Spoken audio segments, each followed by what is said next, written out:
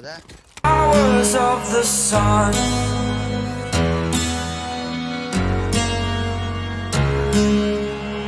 To dream, believe in strength. Now I'm the only one. Only one.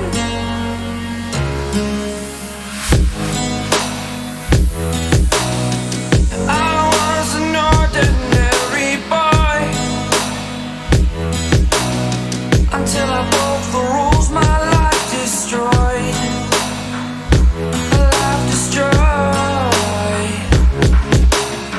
Until I walk awake, scream my mind, I shout, the ground shakes. How much can I take? My mind will break. Will it break? Can I take? Can I be your superhero?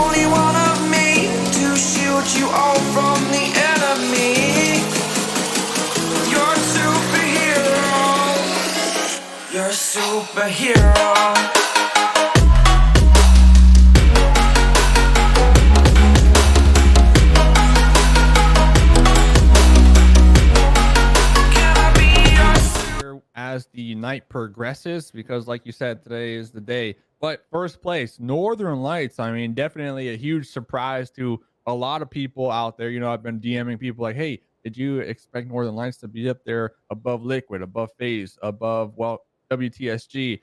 And people are like, no, we didn't even know who they were. So they are making a name for themselves. And then, of course, right behind them, Digital Athletics as well. Second place, baby. Yeah, second place. I think a lot of DA fans in the chat spam those emotes are going to be happy with where they see their team landing going into this final week. Match number 1 is about to be underway as we trek on over to the deserts of Miramar to get this round going. Dave, playing path as we hop into game here is going to be favored down towards the southeastern side of the map, and this is going to be a bit of a difficult start for these teams to look at. Going to be difficult, especially for those teams that pretty much like to travel north of Picado. I feel like you're going to have to long drop or possibly get a vehicle and just send it on up there.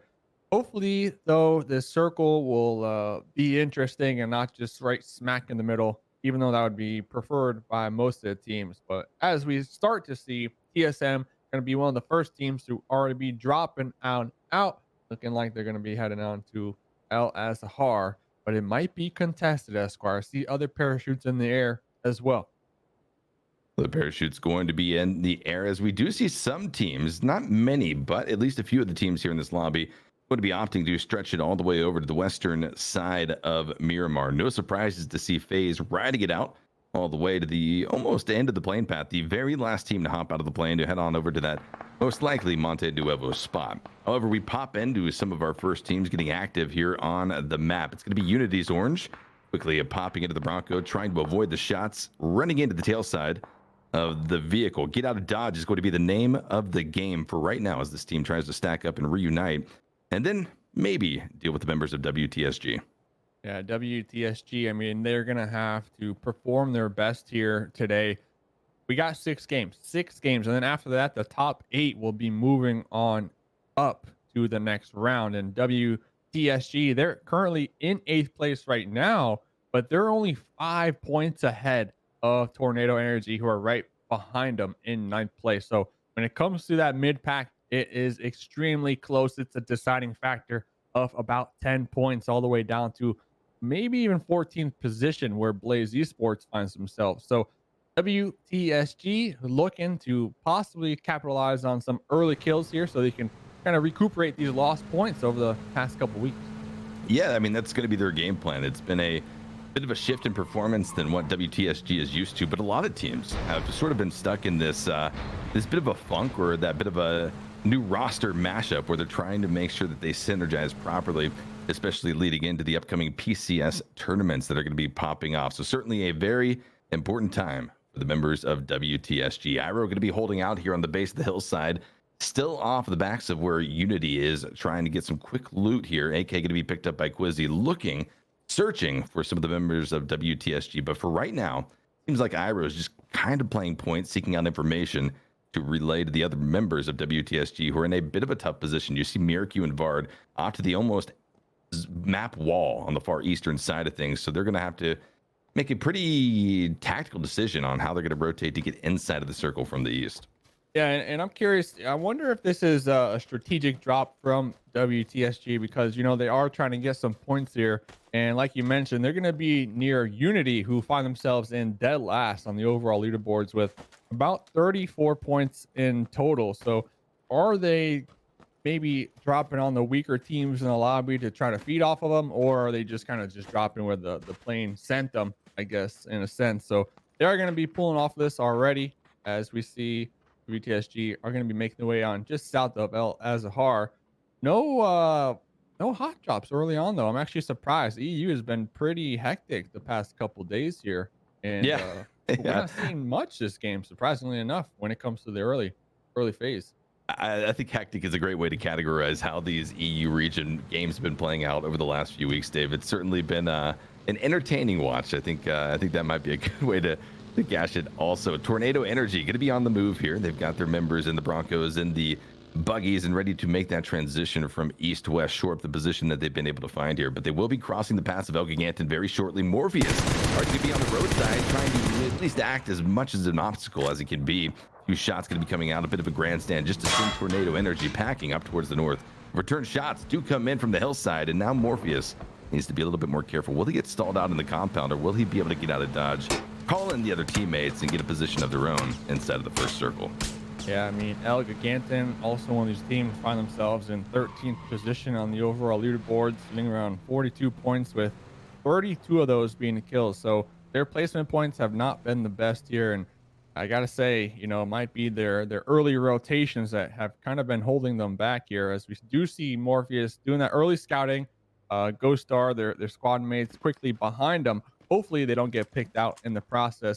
Kind of similar to what we saw last week, Team Liquid with their vehicle convoys, as we are going to be checking out Gene taking some shots right now with the SLR. Oh no, the dance is real right now, and they're going to get third partied, so Gene's going to have to pull off this one. Has to be frustrated off that one. Hey, you really got to hit. You really got to hit those. But man, those hot feet, Dave. I mean, boy can dance. Yeah, boy can dance. I mean, look at it. Perfect. Perfect got the left and right feet, right? He's not going to be stumbling out there on the dance floor. But now Northern Lights is going to be able to have the opportunity to look the direction of where these shots were coming from and possibly capitalize on some revenge onto the members of Team Liquid. The Deep is going to be quickly surging to try to get a flank onto the members of Liquid. We'll switch over to the comms of Northern Lights and see how it's going to play out.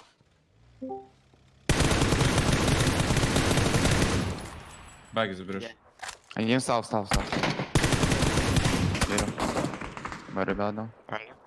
Еще один под бусиком. Дай ему хаешку. Смотри, чтобы не резнули. Вверх мой. Я прям Вверх въебал нокнул и одного. Всё, я иду. Там один Только ног, да? одного нокнул. Да, двое минимум тут было.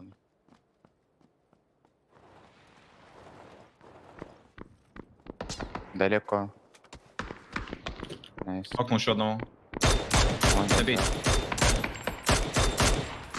Еще одного находил. Коза души. Один далеко, один на метке. Не надо, не надо. Оба никого далеко, задушить. оба Да далеко. надо, надо. Надо души. Один близко на метке. Они на тройке, блядь, вы нихуя. Джимса не резнули, правильно, Дим? Да, Точнее, да, Баду. да. Дайте ак. Нет. Головой один. Хилюсь. Не спешите только пушить никого. Он с 13. Убегает, убегает. Влево дал тычку одну. Понимаю, надоелись.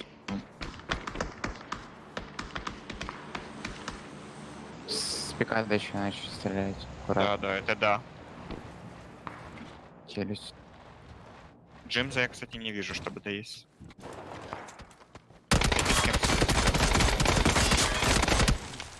Окно еще одного. Help. Это с горы стреляют за ним. Где еще? Вас видеть. Ласт, ласт. На Голову, скалах? на метке. Вы вдвоем, вы вдвоем. У меня икса нету. Бегает с ним.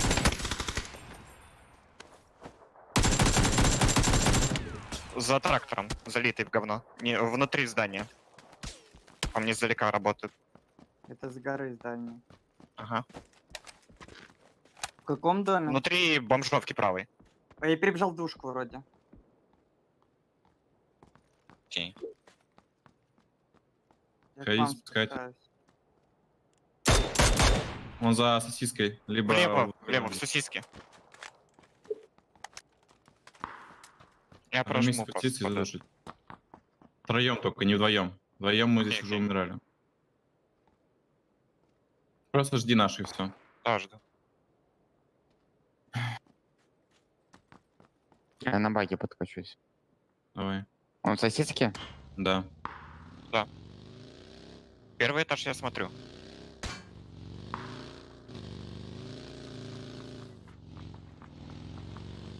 Не вижу его.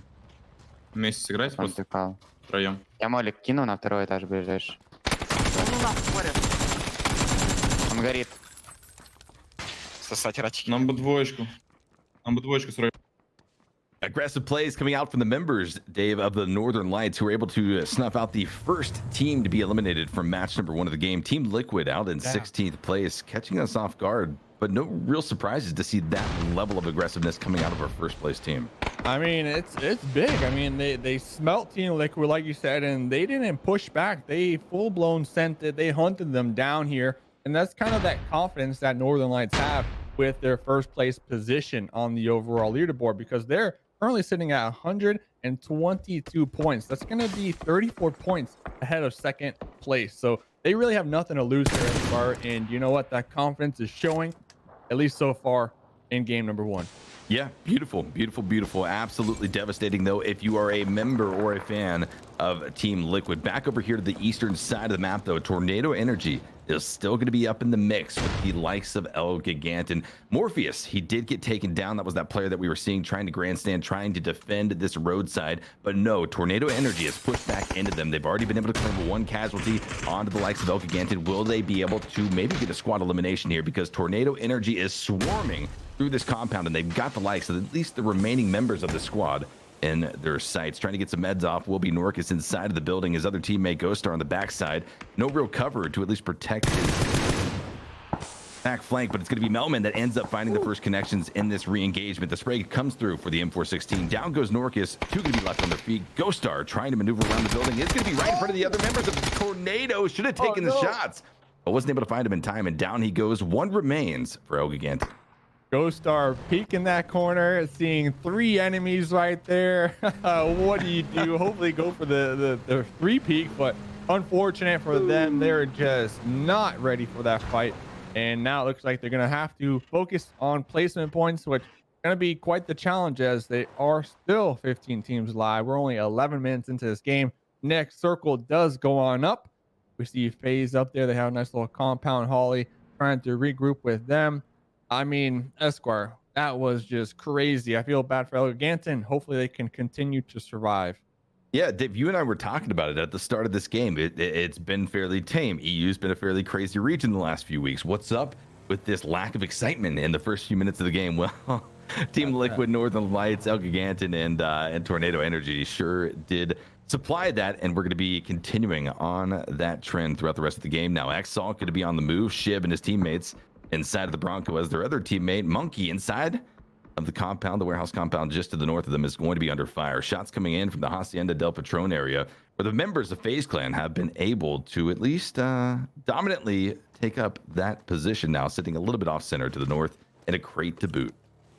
Yep, Holly 1999 with that nice log, and does look like AT is going to be coming on over here to maybe provide that support as the squad is going to be regrouping now, setting up for the next circles potentially. They do have TSM out there to the east, and next circle is going to pop here very shortly. And phase number 3 is going to be taking a hard shift, the most dramatic shift seen of the game so far, all the way up to the northeastern side of where we previously were sitting. FaZe's Hacienda position is not going to be too devastating based off of its northern central position in the previous phase, but the other teams are going to be drastically trying to rotate up from the south. Many movements already going to be crossing the face of FaZe Clan. The likes of Navi already rolling through. Northern Lights going to be bombing through as well, maybe not aware of what's lying ahead of them. FaZe was trying to rotate out, but quickly got caught off by the members of Northern Lights, who pounded shots in their direction. It'd be Bachelin trying to see if he can spot out any of the members of FaZe. Yep, Northern Lights already with 3 kills to their name. They're going to be trying to get some more kills in the process. Looks like Spyro also going to be aiming down there, checking out, recognizing that there are some enemies in the distance, and seems like FaZe, they're trying to reposition their vehicles so they don't lose these towers in the process, but they are going to be getting shot as well. And Holly 1999 is going to have to pop back on into the compound and heal on up. Northern Lights probably not going to push across the terrain right there. Just going to be taking shots back and forth, as now we're going to start to see some things develop, and a couple teams going to be pushing on in from the south. And let's see, Blaze, oh no, trying to do some scouting over here. Apocalypse might find these water tankers, but going towards WTSG, not taking shots. They're going to wait until they get extra close and personal. They're actually able to crash this one here. This is going to spell disaster because they only got 2 members here, but they seem to have made it in the building. Somehow, some way, the members of that squad were able to Blaze were able to get through that wide open field and the buggy of death. And now WTSG is a squad that finds themselves trying to defend this compound, under siege a little bit from that western flank, but also needing to worry about the third-party presence of Tornado Energy off to their east. Coming from east to west, Iro just trying to make sure that the landscape, that the compounds are set and ready for any breach that could come. Make sure all doors are clear. Don't allow your opponent any bit of cover to hide behind. Vard could be trying to grandstand from his own building, as 2 members of Blaze have now breached through on the first floor, as they start to at least plan out, start to strategize how they're going to get up to the second floor and start to wipe out WTSG.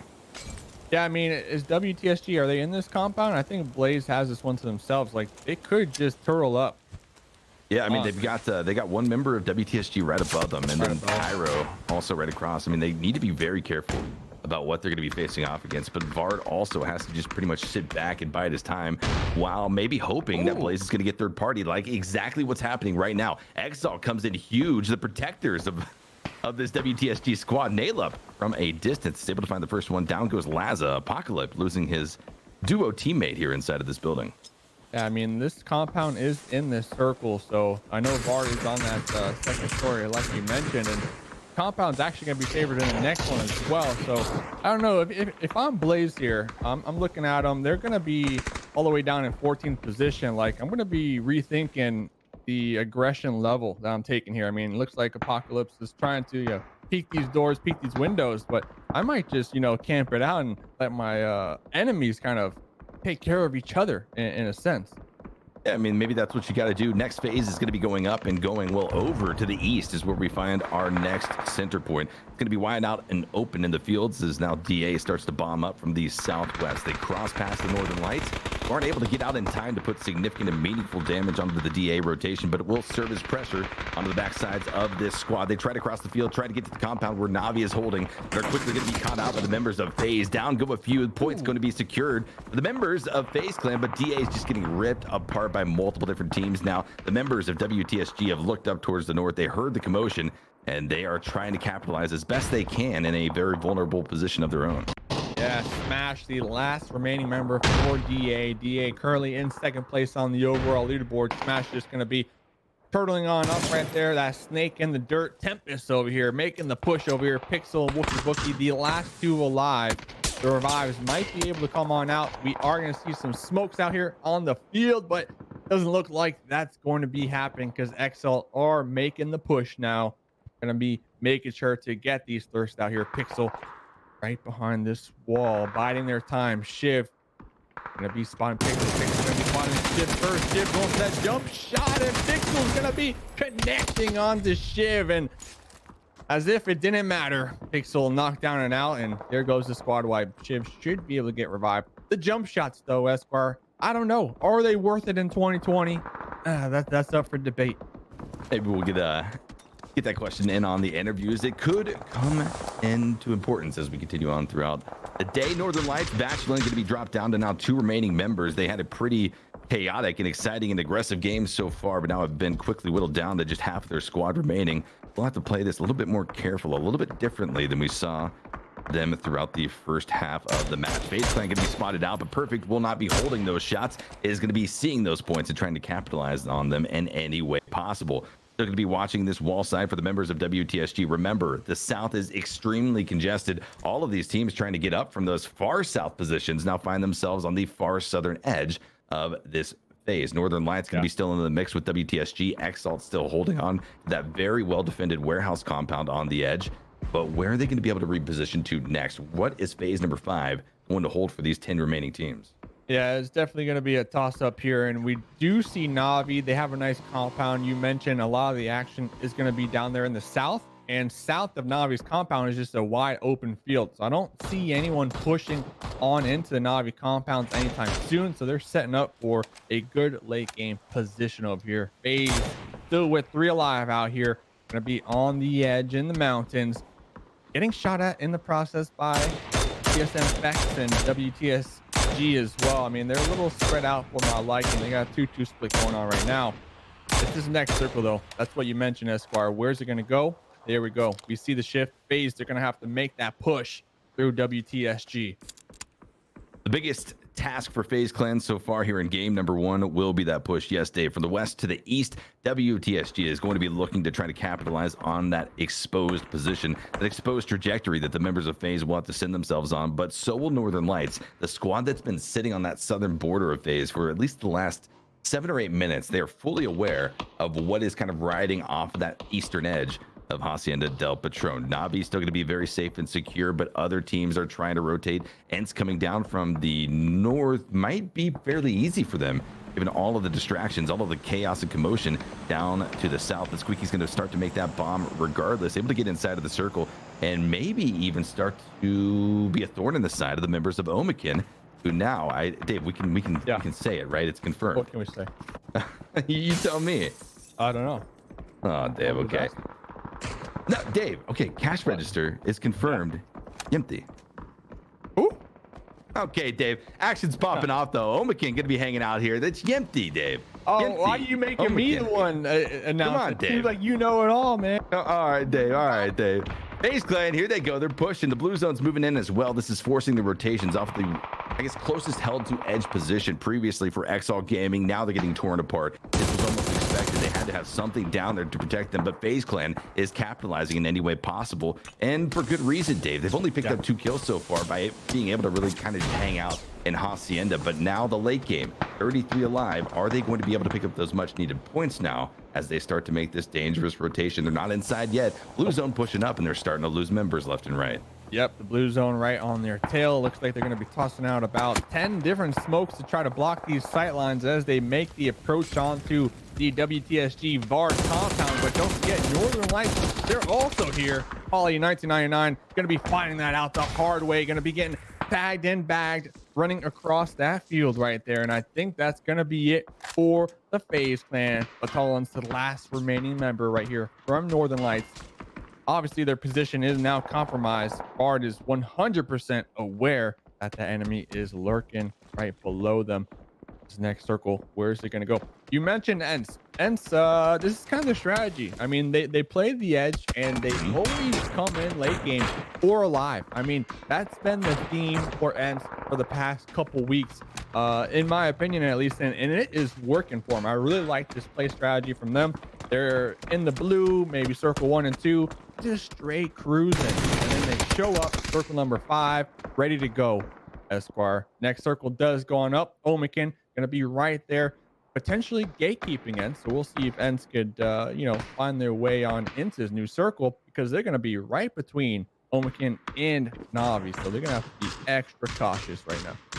And here, smack dab in the middle, are going to be the members of Tornado Energy. Dave, this is a team that we've been tracking since pretty much the first minute of the game. We saw them in the mix with El Gigantin, where they picked up possibly even the first blood of the game. But now they find themselves possibly also in a position to take down a victory here in the game if they can deal with some of these other 4 stacks, specifically going to be Avomikin as well as Ents, both teams lying up towards the north of where Tornado is currently positioned. But no squad other than Tornado Energy has been able to shore up a position inside of this phase 6 circle. That, well, is a good thing for them. How will these other teams start to adapt, though? The shots are going to be coming out as the teams start to rotate, and it's going to be heavily under the fire, and in doing so are going to be drawing the attention of Navi from the far northern position, and it's going to be going up in flames. Down go 2. Squeaky and Tixie are going to be wiped off of the map by T-Bone's explosive shots. Trying to get the and run down over. goes another. Oof.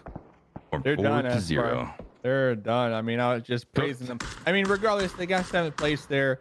You would like to see a couple kills underneath the end spell right there, but just unlucky. I mean, it comes down to circles, and the circle just did not favor them right then and there. So I mean, that's one of the things that we talked to Squeaky about week 1. You know, he said they like to just kind of hang out on the edge if they can almost guess the position. But it didn't work out, unfortunately, in game number 1 of the day. Navi going to be pulling up on the western side of where Omikin Esports is still going to be holding 4 strong. The base of the hillside, the roadside, is going to be the position where Navi is going to elect to take up, at least for now. Cash register, Empty going to be holding that opposition down to the south of where Omikin is, and that spells disastrous here for Navi. They've got too much pressure coming in from too many angles to be able to efficiently block from this position. How are they going to continue to maintain this, especially with more shots starting to at least encroach from the south? Yeah, they're getting pinched from multiple angles all the way down there to the east. There's a squad trying to take some third-party shots onto them. I mean, one thing Navi does have going for them are these rocks, that hard cover, and these vehicles that they could potentially use as a vehicle for in this next circle, depending on where it goes, because I'm doubting the fact that Omikin's compound will be in the next circle. We'll find out here in just a moment, as Bard is going to be in the kill feed, racking up some points on Exalt right there. Woo, baby.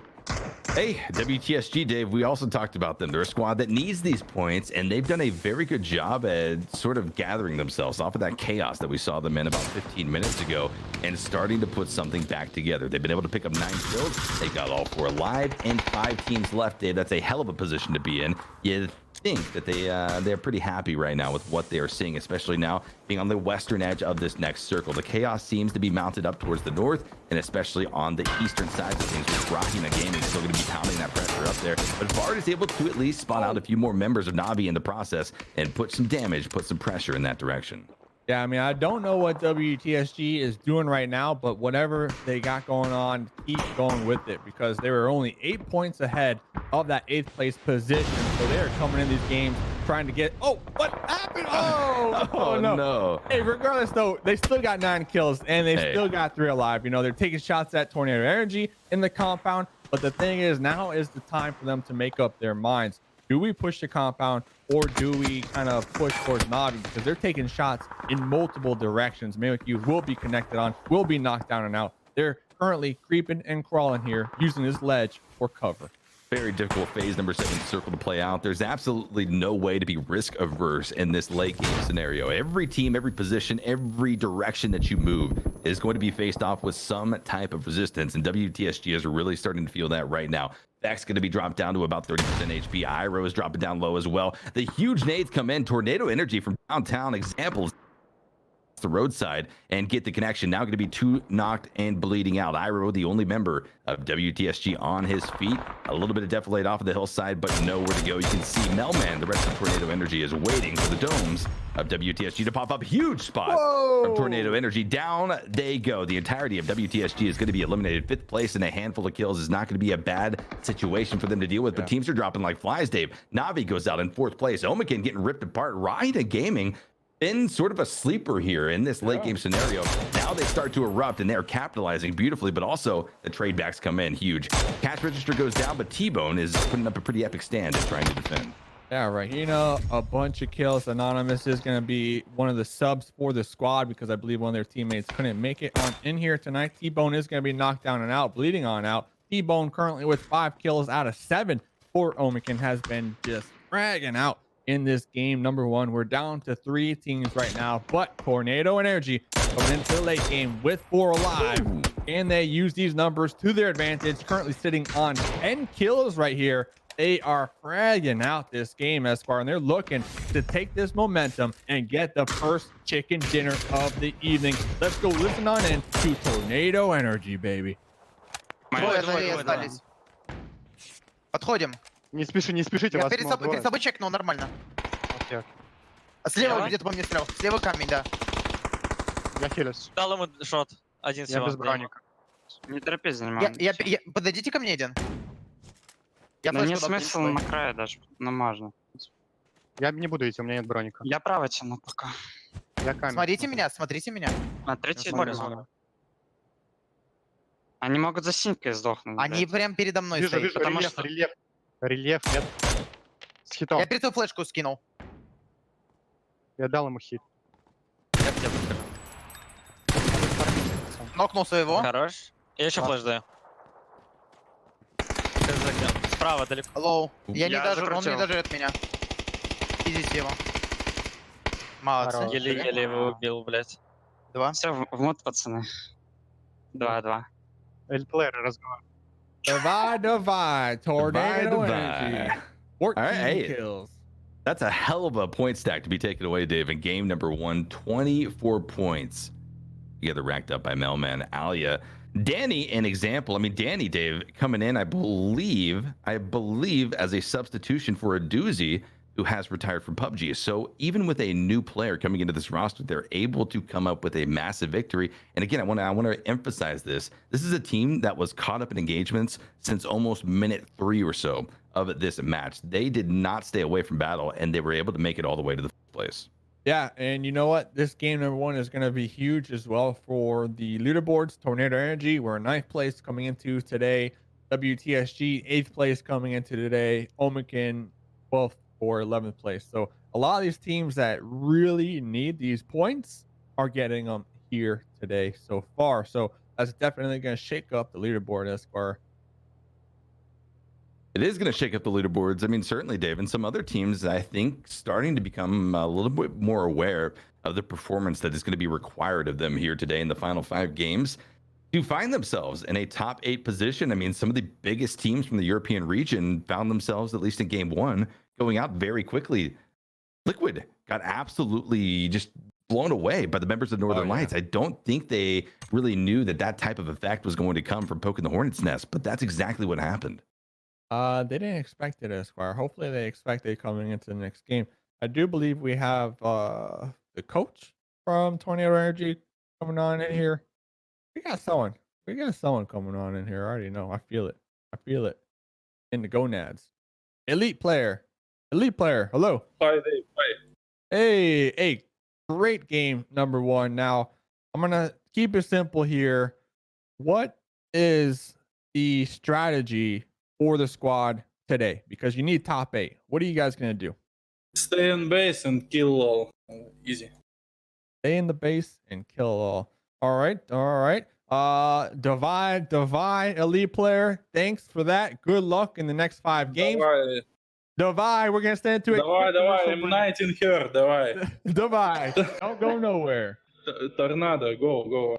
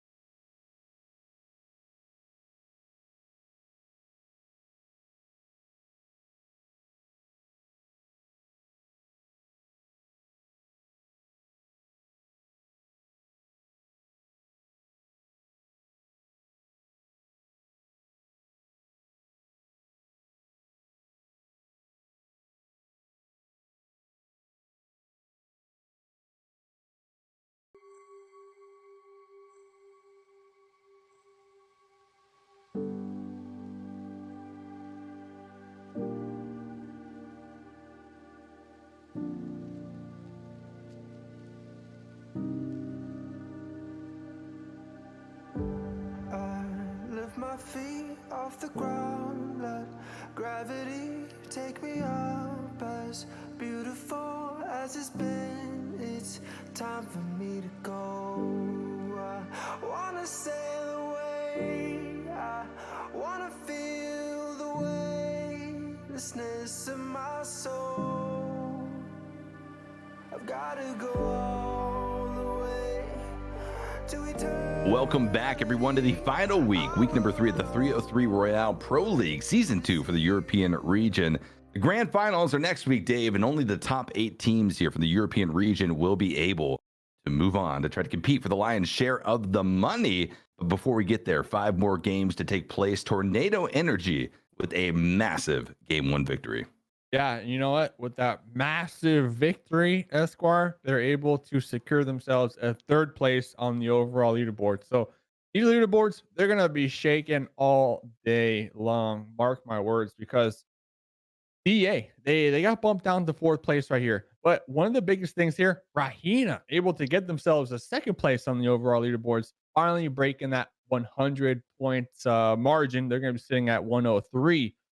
So my goodness, even with Team Liquid getting taken out early, they're still maintaining their 6th place position. So things are going to be shaking and baking Ricky Bobby style today here. No, I mean, that's for sure, Dave. You mentioned it in game number 1, 14 points rather was about the target number for things to really make a difference in that game for some of the teams on the bottom part of the leaderboards. Tornado Energy comes in, puts up 24 points, and says, all right, Dave, what about that? What's that going to do for us? Well, you saw exactly what it did for them. It propelled them definitely up the leaderboards. It makes them feel a little bit more secure, I think, going throughout the day. But you also heard from their representative, I mean, they've got some good momentum, Dave. They're feeling good, and that's kind of scary when a pro PUBG team starts to get on that vibe, start riding that wave of momentum. It's definitely a divide party out here, and let's see. I mean, will Tornado Energy, will they stay in the base and just frag out? I mean, it worked game number 1. Let's see if they can pull it off here one more time here in game number 2 of Miramar. I believe the final Miramar, because then after that we send it to Sandhawk and then Erangel, baby. So let's keep in mind, right? So in game number 1, we had a plane path that was very heavily favored down towards the south. This absolutely, without question, cut off a few teams from getting to that priority loot location, that prime loot location. However, it didn't really play an impactful role for the members of FaZe Clan. Dave, they were still able to at least ride the plane. They were the last team to jump out of the cargo hold, the last team to get boots on the grounds, but really one of the only teams, I think, to feel comfortable over in Monte Nuevo. We'll see how things play out, though, here in game number 2 as our players are getting loaded onto the map. We should be in game in about a minute's time. Yeah, we'll be in game here very shortly. I mean, I don't know. FaZe, I think they're doing pretty well. It's just they kept getting shifted away from with these circles and forced in these situations where they had to push across the field. We saw at one point in time they had to use like all their smokes, and that didn't even help them because they had 2 different squads looking in their direction, just pretty much spraying those smokes, connecting on them, and it was just unfortunate. So hopefully this time around, if you are a FaZe fan, you can bless them. You can bless them. Spam some FaZe emotes in the chat. Let's get those blessed things going here, and let's get them some circle luck in game number 2 on Miramar. And if you're not a FaZe fan, if you're a fan of one of the other 15 teams here in this lobby, spam those emotes. If you don't have emotes, just all caps. It doesn't matter. Show your support for your favorite team, your favorite players, or whoever you are here to support. But Dave, without that, rather with that out of the way, go ahead and get into this game. I think we got the plane path up on the screen for you. I mean, this is going to be a fair plane path. This is going to be exciting to watch how a fairly traditional, at least start to a Miramar game, will play out for these squads. Definitely chaotic in the previous game, which was exciting, but we'll see how this one plays out. Let's see. I am predicting action. Oh, last week weren't there? Who was it? There's teams in EU that were battling back and forth for a spot. I think it was on Erangel, actually. It was Rawsock. I can't. Let me know, chat. Who was it that was battling it out in Rawsock all 3 games? And I believe they're currently tied when it comes to the winners of Rawsock. Let me know in the chat. It's a quiz. It's a question to see how. It's a quiz, but also who do you want to see battle it out, Dave? Like, I mean, Dave, if you could pick two of these 16 teams to duke it out, Duke it out? 1v1 or v4, who's it going to be? 4v4? Call it now, 4v4 before the in plane. Picado. Honestly, I would like to see someone like Ents versus Tempest. There you go. Ents versus Tempest.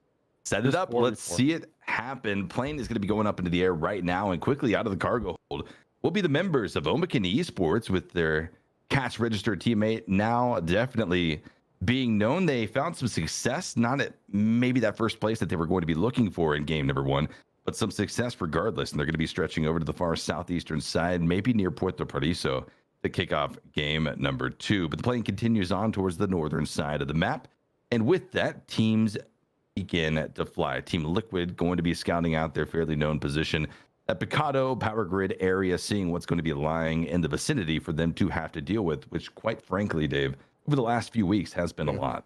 It's been a lot to handle, and I gotta say, Miramar has been their weakest map here so far in the 303 Royale 2 league, and you know what? They're probably happy that this could be the last Miramar game for them. Hopefully not, though, because you want to see them move forward. But it is definitely the last one here today. So anything after this, they should be smiling because they just they love all the other maps. Esquire, they love it. They love it.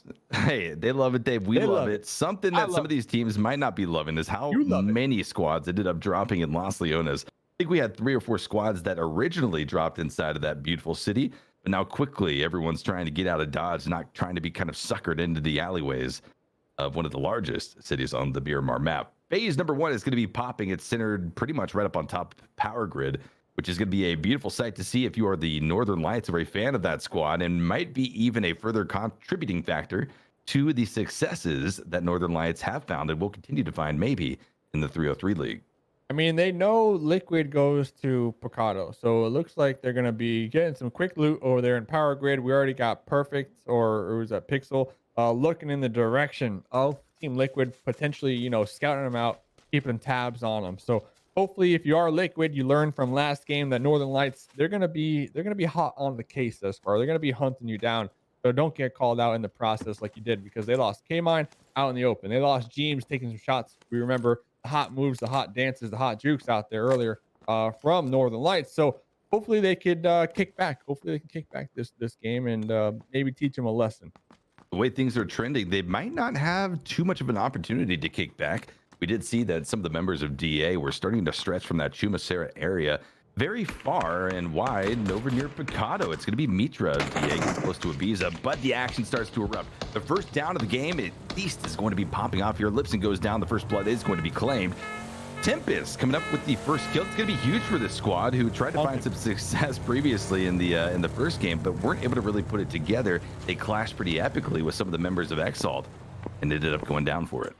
Let us know in the chat as well what teams you want us to tune on into when it comes to team comps. We're always paying attention to that. We're here to please you in your ears. So, yeah. Fuzzy Feel, he loves it. So yeah, just thinking about ear pleasure now, Dave. Thanks. Ear ASMR. ASMR, yeah. What does ASMR stand for? I don't know. All I know is you're supposed to eat cheesy macaroni and cheese and just like slap your lips on the mic, and that's good. Oh, but they use those mics with like the ears on it, you know. Maybe we should try casting with them. All right, Dave, stop. Let us know.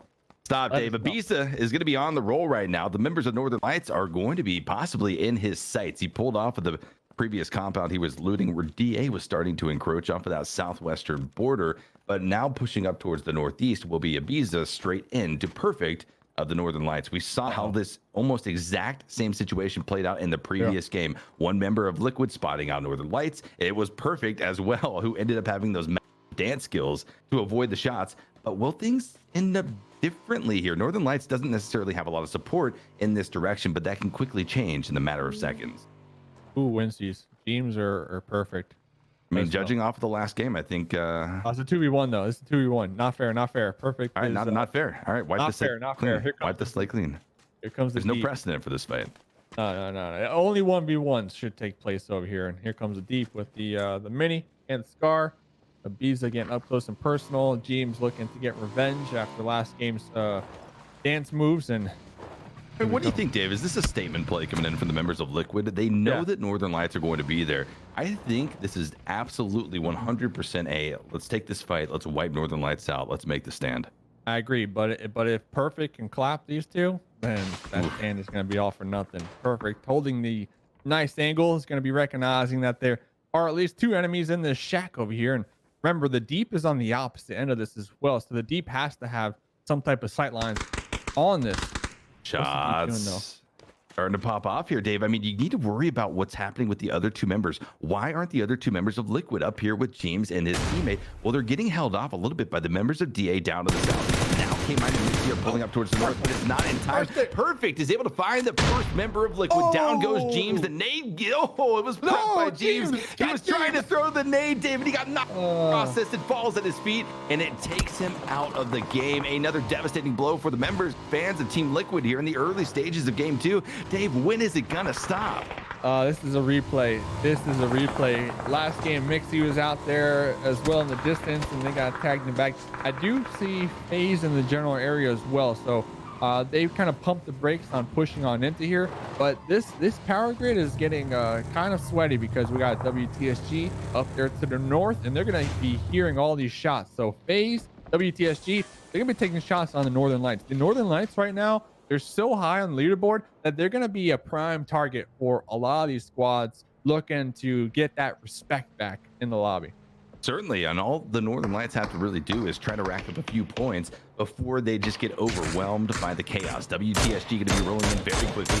Max able to find the first tag down. Perfect. Going to be knocked in the process. Beautiful mini 14 shots to kick off this engagement. The Northern Lights, who are still trying to recover off of that engagement with Team Liquid, Dave, are going to be at a bit of a disadvantage here as the rest of the map starts to light up. It's going to be Rahina Gaming finding Tornado Energy Zalia.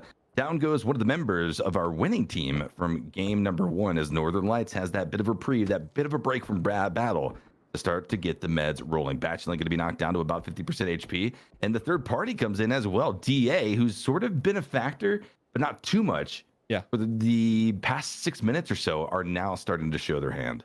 Yeah, even last game, DA didn't really do much. They got picked apart on the rotation, and Smash was the last one alive. Yeah, I don't even know what happened to Smash. I guess they just died. He exploded, and then his guts went everywhere. So, I mean, DA, their strategy, you know, pretty much chill, go under the radar, come into late game with all you guys alive, and say, hey, yeah, we're here. How's it going? Anyone want some tea?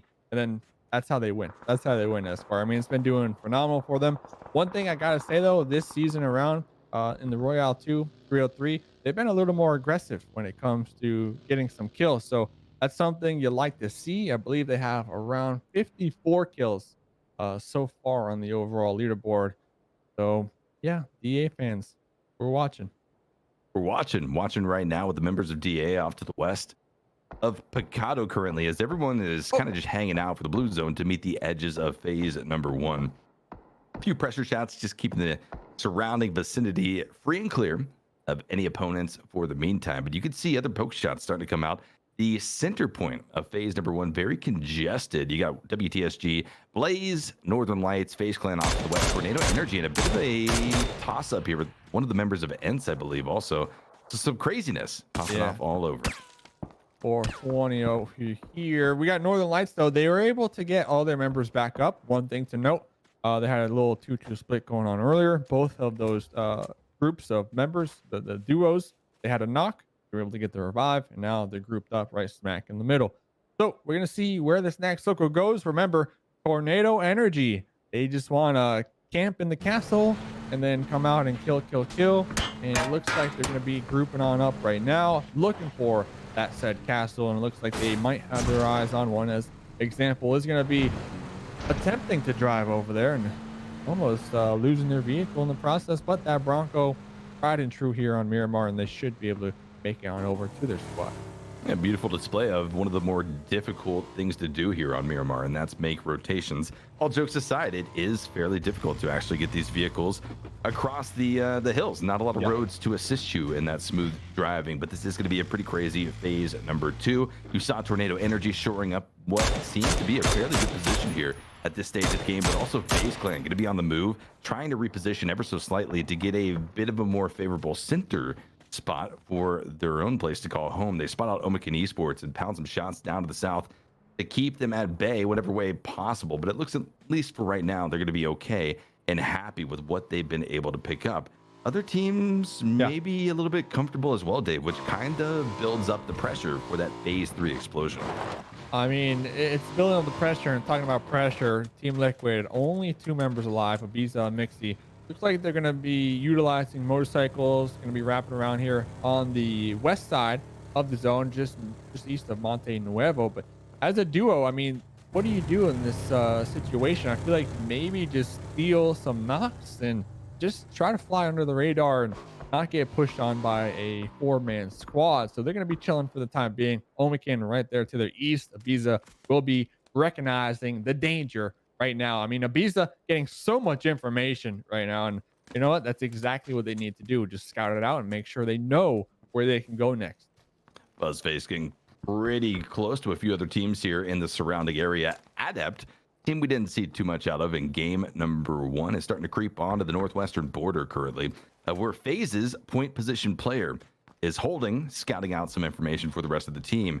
Maybe these squads have the indication that at least someone is looming over the hillside, but for right now, both teams continue to just keep the heads on a swivel, trying to spawn out their other opponents. Blue zone is moving in, and we will see that early to mid-game transition pop off here in just about a minute's time.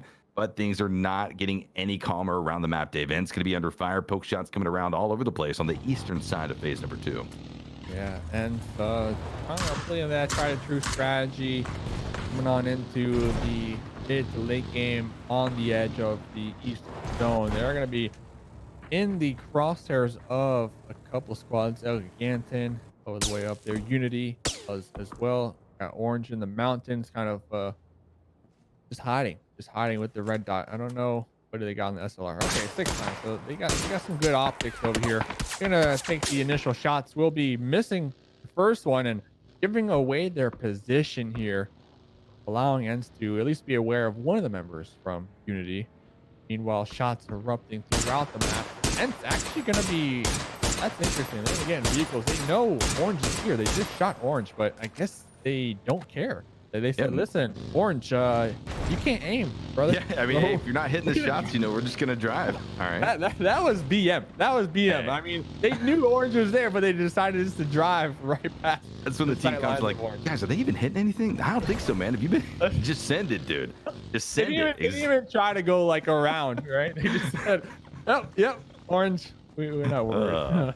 While this was happening, Dave, you talked about it. What are the 2 members of Team Liquid going to do to try to save this game? Well, Ibiza was already able to find 1 extra point for their squad. In all of that chaos, Navi was able to get a knock onto Adept. Ibiza ends up stealing it away, and our next phase 3 circle pop sends us far down to the south, where a few teams, sure enough, are going to have to reposition, but it continues to jam-pack, Dave, all 16 teams. The original starting number of teams here in this lobby closer and closer and closer together. It's not very common that we see all 16 teams make it inside of phase number 3, which right now, as things are playing out, we might see continue to happen. It's not just 16 teams, it's 64 players as well. Yeah, I mean, I'm looking forward to Liquid to kind of keep tabs on them and see how far they can make it on into this game, because they're playing extra cautious. They're going to be scouting like crazy out there on the west side. So we'll pay attention to them. We'll make sure the kill feed, we got our eyes peeled, and we'll see how far they can make it. I mean, do you believe Liquid can make it top 10, top 5?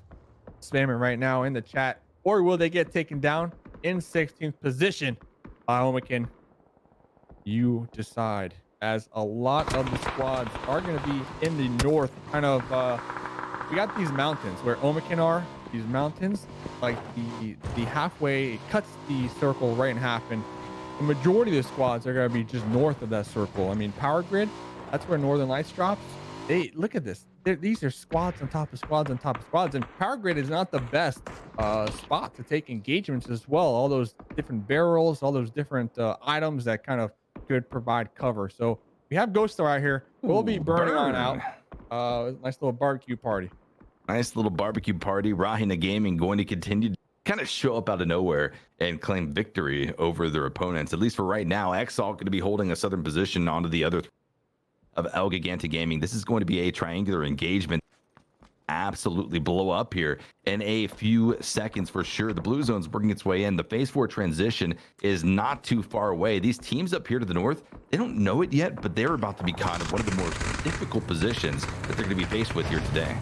Rahina are in second place. I mean, they're in second place in this one. They're coming into today. They are just, I don't know if they're sponsored by G Fuel, but they're G Fueled out of their minds right now. And they're looking to take over Northern Lights. So we're going to see Ents making their way on in. Still going to be on the east side, the northeast side. They got 3 members alive. They have no kills so far, but you mentioned it. There are so many teams on top of each other. Next circle will pop. Power grid right smack in the middle. WTSG will be currently occupying that. Will we have a team push on into that cover like Northern Lights? Will we have DA? They love compounds. They love going center compounds. Will they push on in as well, or will they just remain calm where they are now? Who knows? This is going to be an extremely difficult circle, though, to play off of, especially if your name is WTSG. Northern Lights, they pulled off of their power grid loot location in favor of kind of scouting out what's down to the south, etc. So they have kind of rotated off of what is now going to be more deadly positions on the map. You sort of talked about it, Dave.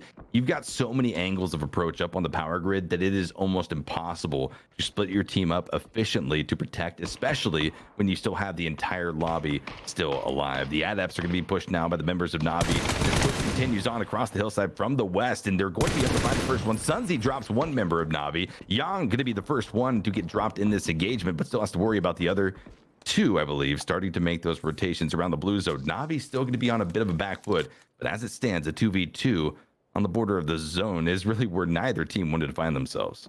Yeah, and honestly, what Sunzi was doing right there, just, you know, thrown in the dirt, just waiting, listening, that might be the case for a lot of these teams. I mean, they're so close to each other. This terrain is so dangerous. Like, you walk over a hill, there is a 90% chance that somebody might be there just lying, just waiting to take some shots onto you. And Navi, Young found out the hard way over there. So now Best Lock needs to play it extremely cautious, make sure that doesn't happen to them, considering the fact that they're the last remaining member right now. And these snakes in the dirt, these worms, they are getting the better half of Navi. Every time we keep talking about the hard way in snakes, Dave, I keep thinking about Vegas.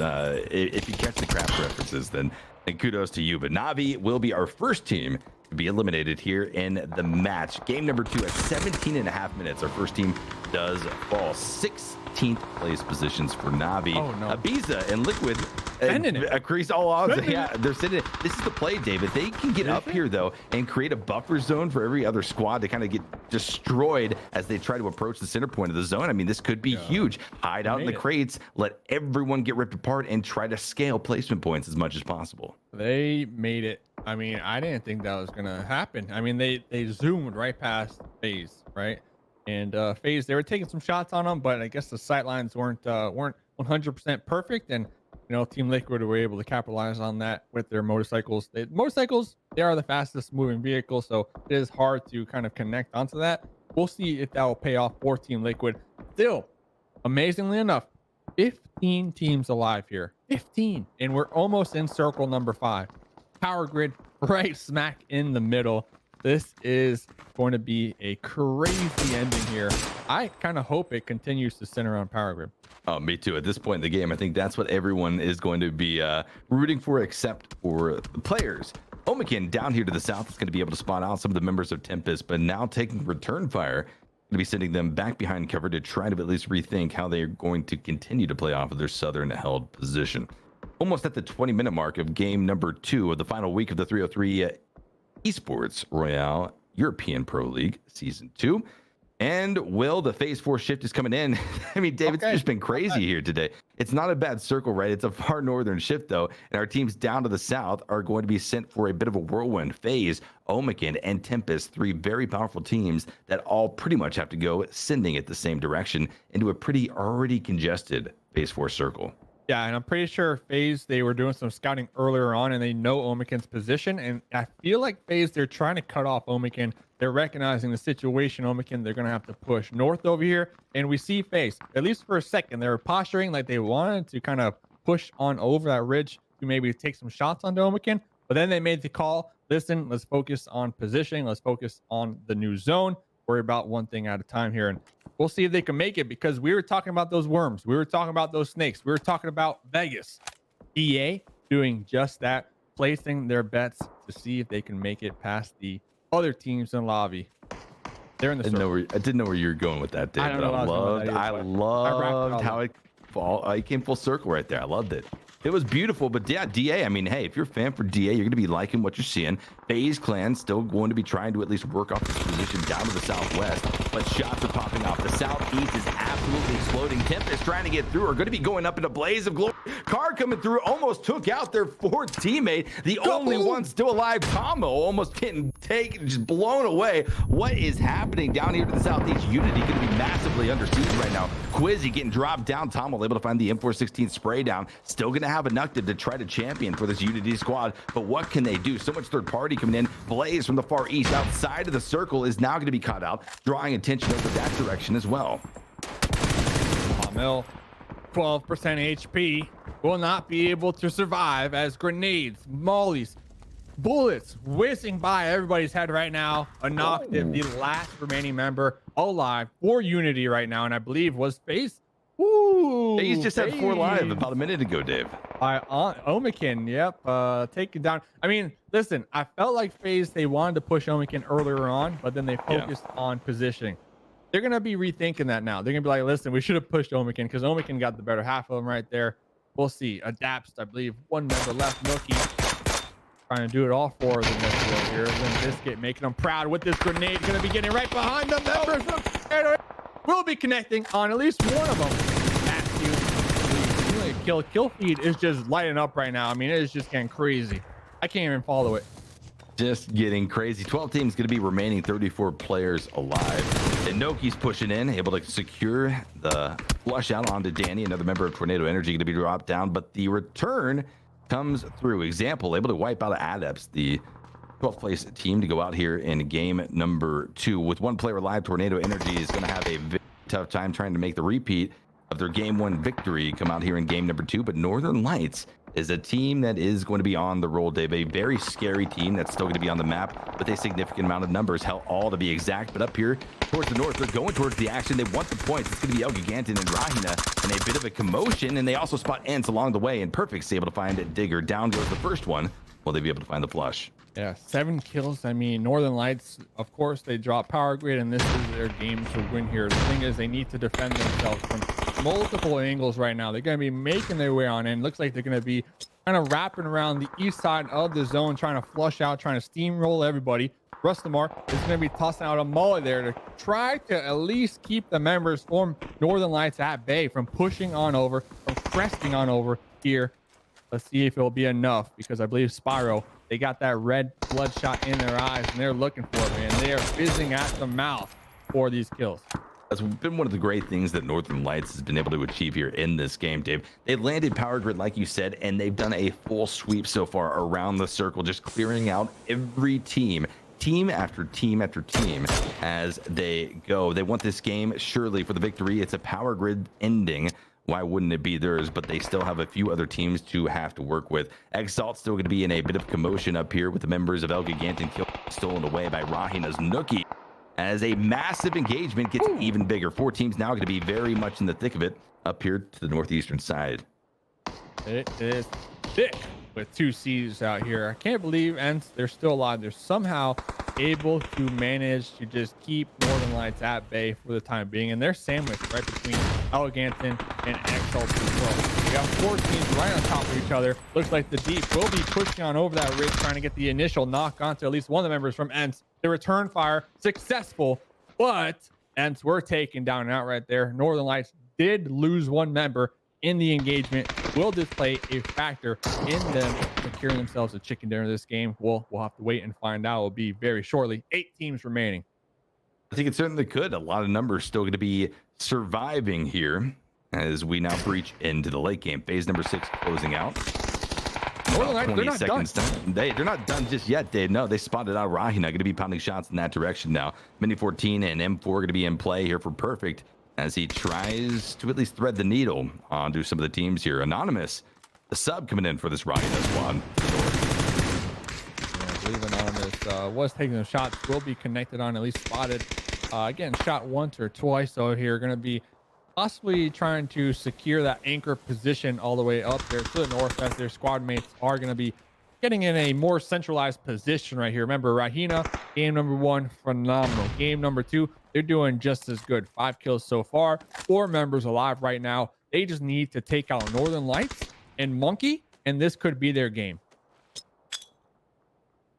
Jupe going to be prepping that nade right now, throwing it into the direction rather of the Northern Lights, able to find at least a little bit of damage on top of Perfect 30 to be applied there. But other members still going to be having to worry about are going to be Monkey from Exalt, that solo player threat amongst a full 4 stack of Rahina, who are going to, as you said, Dave, continue that path of domination. They've got a lot to be gained from this match if they can keep all 4 alive and continue to stack those points. Someone on a production team, I believe it was Steel, said, I mean, they're the kings of second place. Will this be the game that they can kind of turn it around and claim that victory that they've been chasing the last 3 weeks? Oh, Molly alert! Molly alert! Okay, that landed right on the head. I believe Rahina has like 7 back-to-back second places. I think that's what Steel said over the break. So, I mean, yeah, they are looking to secure themselves a chicken dinner. Regardless, consistency is key, and that shows on the overall leaderboard. Anonymous, though, will be spotted by Monkey. I mean, they just didn't expect Monkey to be there. Monkey didn't want to do that, but was forced to. Monkey is just trying to survive, trying to lay low, as Northern Lights are right near them as well. Rahina down to 2. So going to be closing in. Team Liquid not able to make it past 8th place position. 8th is going to be good, at least for 1 placement point, but it's not going to be exactly as good as they were hoping to achieve here. DA still going to be alive and well. All 4 members through now that northern border of the power grid compound. Tornado Energy victors from the round 1 match of the day going to be wiped out. Down goes Monkey as well, a solo player for Exalt Gaming. 6th place position. Teams are dropping like flies as expected here in the final few minutes of match number 2. We'll tune in now, DA fans, with members of your favorite squad to see how they're going to be trying to win this game. Bayağı low. Bak, Ben Z'deyim, Z'deyim. yakacağım ben o odayı yakabilirsem. Değil de önünde galiba. Yanıyor yanıyor Yanıyor, yanıyor. odaya girecek. Ölecek o. Sol altında ses Odada duymuş olabilirim bu mıydı? arada. Ya naklandı Helal naklandı. yandım. Girdim Aşağı ben. atladım ben. Burada aşağıda köşede. Aşağıda. Köşede vurursunuz bunu. Hitledim. Sol köşe direkt. Helal. Nice. Öldü. Geri res. Sen revival üstte çıkıyorum. Hangar geliyor. Ses sol.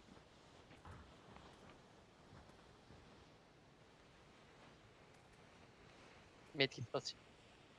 Balkon aldı bu arada, üstümüzü pikleyebilir birazdan. Soldan dışarıdan flank atabiliyor muyuz maviden? Bir dakika, Öyle. smash bir şey yapıyor şu an. Yamacınızda falan adamlar var. Dikkat edin. smoke'luyorum. Üstünüzde dolu. Altın tutuyor. Murat solu Sadece ben smokeladım. yapamıyorum. Soldan Üst katı mı golem alsanız balkonu? Çatıya çıkabiliriz sanki buradan. Çatıya alsanıza çıkarım. be ya. Çatıya çıktı şu an adam. Markım taşta adam. Hayır oğlum, çatıda ben varım. Çatıya Balkon. alın abi. Vurun. Deneyin Ben adamları. zeyledim buraya. Seslerin infosunu verin, ben çatıdayım. Altında direkt ses var Güngör, şu 1 numara tarafa. Hemen altın boyun Şu tarafı. 2 oda var ya, altımızdaki 2 oda dolu.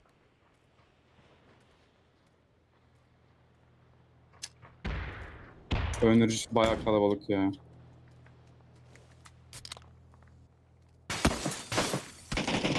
Gitti. Varillerde var biri. Direkt altında. Altında bir Biri adam daha var. Hitliydi altındaki. Git bas. Bir dakika. Basabiliyorsan. Geçti.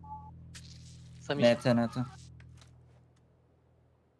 Tek vurmayı oynayacaktım. Not able to get that first aid off in the last second. Omakin with the gatekeeping position onto the members of DA. Rain Preem over their squad. 3 teams now remain, 7 players alive. Omakin with 2 up on their feet. Cash register going to be bleeding out. Northern Lights with almost 20 kills in their pocket are going to be swarming, trying to close out a game in high fashion. Down goes Rahina. 3rd place position won't be the first place they were looking for, but now Omakin has been able to find the first tag down onto Perfect. A massive engagement going to be popping up between 2 powerful teams left here inside of the lobby. A 3v3 quickly turned into a 3v2 with Perfect on the feet. Ooh, that revive is going to spell deadly. I mean, exposing their backsides right there. They didn't even toss out a smokes, and Omakin being so aggressive there, trying to capitalize on that revive, almost guaranteeing themselves a first place chicken dinner with 8 kills. But like you said, Northern Lights, I do believe they got 18 or 17 kills that game. I mean, who really won, Escrar? Who really won? Omikin. Omikin with that. I mean, here's the thing. I mean, let's be real. Let's be real. Omikin did exactly what they needed to in the final moments of that game. If you give Northern Lights any time to try to recover off of that, if you give them more than the maybe 3 seconds that Omikin allowed them, you know, that's going to be the disastrous end for your own team. Omikin swarmed on top of them as soon as they got the knock. Down went another. I think it was Spyro that went down second. And at that point, it was pretty much a done deal. The members of Omikin. So yeah, chicken dinner. I mean, hell, Dave, they really won, but it was a pretty massive effort going out from Northern Lights. I believe we've got Jempty coming in for the interview. Bring them out. Bring them out. Bring them out. Bring them out, Esquire. Hit the button. Dave, drag him into Discord. What are you doing? Drag him. Drag him, Dave. Bring him in. We gonna interview Jempty and be Where like, they at? Jempty, how's it going? Or How maybe you feeling? cash register is what we should be calling Oh, it. you know what? That's probably That is why. All right. We might have spoke too soon, Esquire. We might have spoke too soon. So with that being said, Fuzzy Seal is going to finally drag him in. You know, Dave, we'll see if he's going to be here maybe for an interview when we come back for the break after game number 2. Guys, that's going to be game 2 in the books. A quick break. We'll be right back to get into scores. All right. We got an interview. Dave, hit him with it. Hey, that was a Joe bait. We're tricking everybody. Jempty, hey, how's it going? It's going good. It's going good. It's going good. Hey, good. After good a good win. After that win. So coming into today, you guys were, I believe, fighting to be top 8, right? After that win, you guys almost definitely securing yourselves that top 8 position. We do have 4 more games to go. How do you plan on keeping that score? How do you plan on staying up there and staying relevant? I think we're just gonna play our normal style. We have been trying to like fix a lot of mistakes, like early deaths and stuff like that. So we just try to play our own game and try to get a lot of points. Play your own game, get a lot of points. All right, Jempty, you know what? I mean, I'm not going to hold you back too much because you guys are finally, heating up right there, especially like you said after that win. Best of luck in the next 4 games. Ladies and gentlemen, we'll be right back. The lobby is up. The games will be underway here in just a couple moments. Don't go nowhere.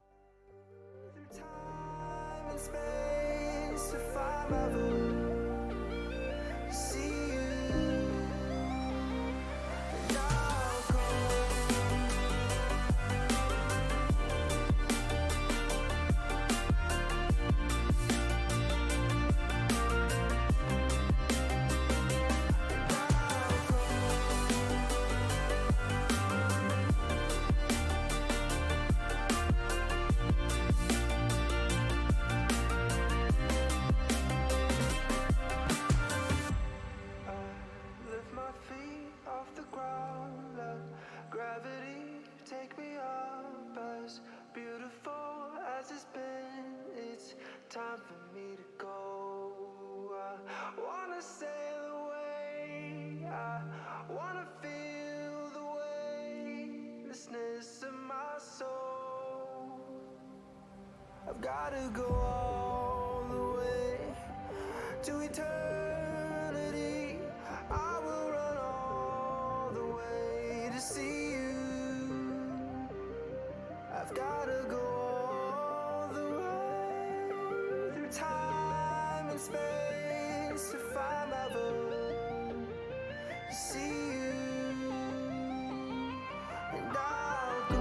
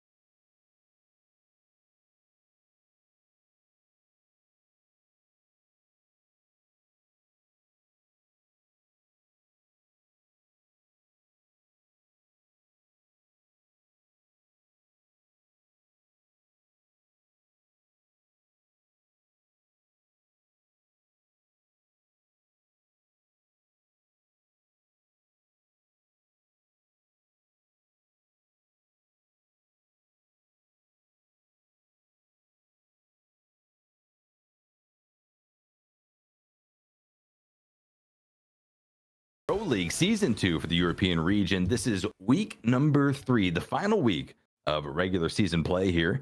The 303 Royale, and well, it's been an exciting set of games here so far. The Miramar matches are going to be in the book, done and dusted. We transition now over into the jungle for one game of Sandhawk before we then rotate into Erangel for the rest of the evening. But we'll take a look at the leaderboards before we get in to that round of Sandhawk and see how things are shaping up. The Northern Lights are still going to be dominantly holding on to that first place position. 150 points is what this team has been able to rack up. However, Rahina Gaming definitely going to be still trying to climb in that second place position, 114 points. DA, shout out to you DA fans, 101 points, currently sitting in third place. It trickles down from there, but what we need to be concerned with are some of the teams on the right-hand side of the leaderboards. Again, it's the top 8 from the European region that will move on to grand finals next week on a Saturday and Sunday. 7 games per day, 14 games in total for those grand finals. For the top 8 teams from the North American region and the top 8 teams from the European region will go head to head. Now, on the right-hand side of the leaderboards, some of those teams that we definitely did not expect to be there are going to be FaZe Clan, Navi, as well as, well, even, a few other teams. Hell, Lobby, I think it's fair to say that with some of these new rosters that have come up here in 2020 and some of the old rosters that have been powerhouses over the last 2 years of PUBG esports, it's kind of crazy. It's kind of crazy to see how it has played out. See if Dave is here to join on in. Dave. Yeah. What's going on, man? How's that water? Just eating macaroni and cheese. Homemade or craft? From Amazon. What kind is it? Is it, the Easy Mac that you put in the microwave, or you put it on the stove, or bake it? You shake and bake, man. It's so cheesy. I was listening to you and I was just eating it, and it was good. It's exactly what I needed to get me ready for this Sandhawk map. I mean, it was so creamy, and there's so much cheese left over, and all the noodles are gone. So it's weird, right? I feel like I could dip. It's like queso cheese. Like I can take some chips and dip it in the leftover cheese from the mac and cheese. Like that's how cheesy it was. Like it's disgusting. That's disgusting, dude. It's cheese. It's mac and cheese. All right, Dave. What do you like your mac and cheese? Dave, it's probably that powdered cheese that you mix with milk or water or whatever. It's not. It was 100% not powder. Powdered cheese can't be cheesy like this. I know. That's what I'm saying. Liquid cheese real, queso. like a Velveeta chunk in there. Just heat it up to the maximum and just, oh man. I mean, I'm probably going to get a stomachache here in like 5 minutes, but it was worth it, baby. Heat it up, Dave. Heat it up. Well, the games are heating up, and it certainly is going to be an action-packed game number 3. As we mentioned, we are rotating over to Sandhawk, the newest addition to the PUBG competitive map lineup that these teams have had to deal with, and we'll see how it plays out. I mean, Dave, it's been a fairly chaotic day so far. Yeah. We didn't really expect that coming into the first maybe 3 or 4 minutes of the first game of the day, but the pace has quickly changed. What do you expect to be in store for us here in round number 3? You know what? A lot of stuff. A lot of stuff. Maybe even Team Liquid not lose 2 members in the first 2 minutes. I think if they don't push Northern Lights, they should be good. Northern Lights have just been like their kryptonite, just constantly destroying them and their chances to continue to at least try to maintain that top 8 position. I think you were talking about the leaderboard. Liquid only in 7th place. So they got 88 points. They're about 10 points ahead of 9th place. So they could definitely miss out on the whole next round thing if they continue to. I feel like they're being a little, ahead of themselves trying to take out Northern Lights. Like, let's focus on our game because I know they got it in them. Esquire, like, yeah, I mean that's the perplexing thing about this Team Liquid roster, right? All 4 incredibly skilled players, right? You mean K-Mine, Ibiza, Jeems, Mixie. I mean, you look at these guys and an absolute powerhouse, but it just so happens on Miramar they're landing right next to the Northern Lights powerhouse, and they have nothing to lose. So it's like they're doing these moves that maybe these other squads wouldn't be risking, right? Because I mean, Northern Lights, they're like 1,000 points ahead of everybody else, pretty much. Yep. So I mean, exactly. They, you saw it set up in the previous game. Perfect. A solo player wasn't even with his team. They were on the opposite side of the hill. Didn't care. He still took the 1v2, came up on top of it when he got that first drop. But I mean, Dave, exactly right. I mean, that's the big thing to pick up on. It's not the fact that Team Liquid is a bad team. That's not the case at all. They're just coming up against some very difficult positions against a very good Northern Lights squad. I mean, 150 points, Dave, almost double the points right now that Team Liquid has been able to stack up. It's very telling that this Northern Lights roster is making waves here in 2020. Yeah.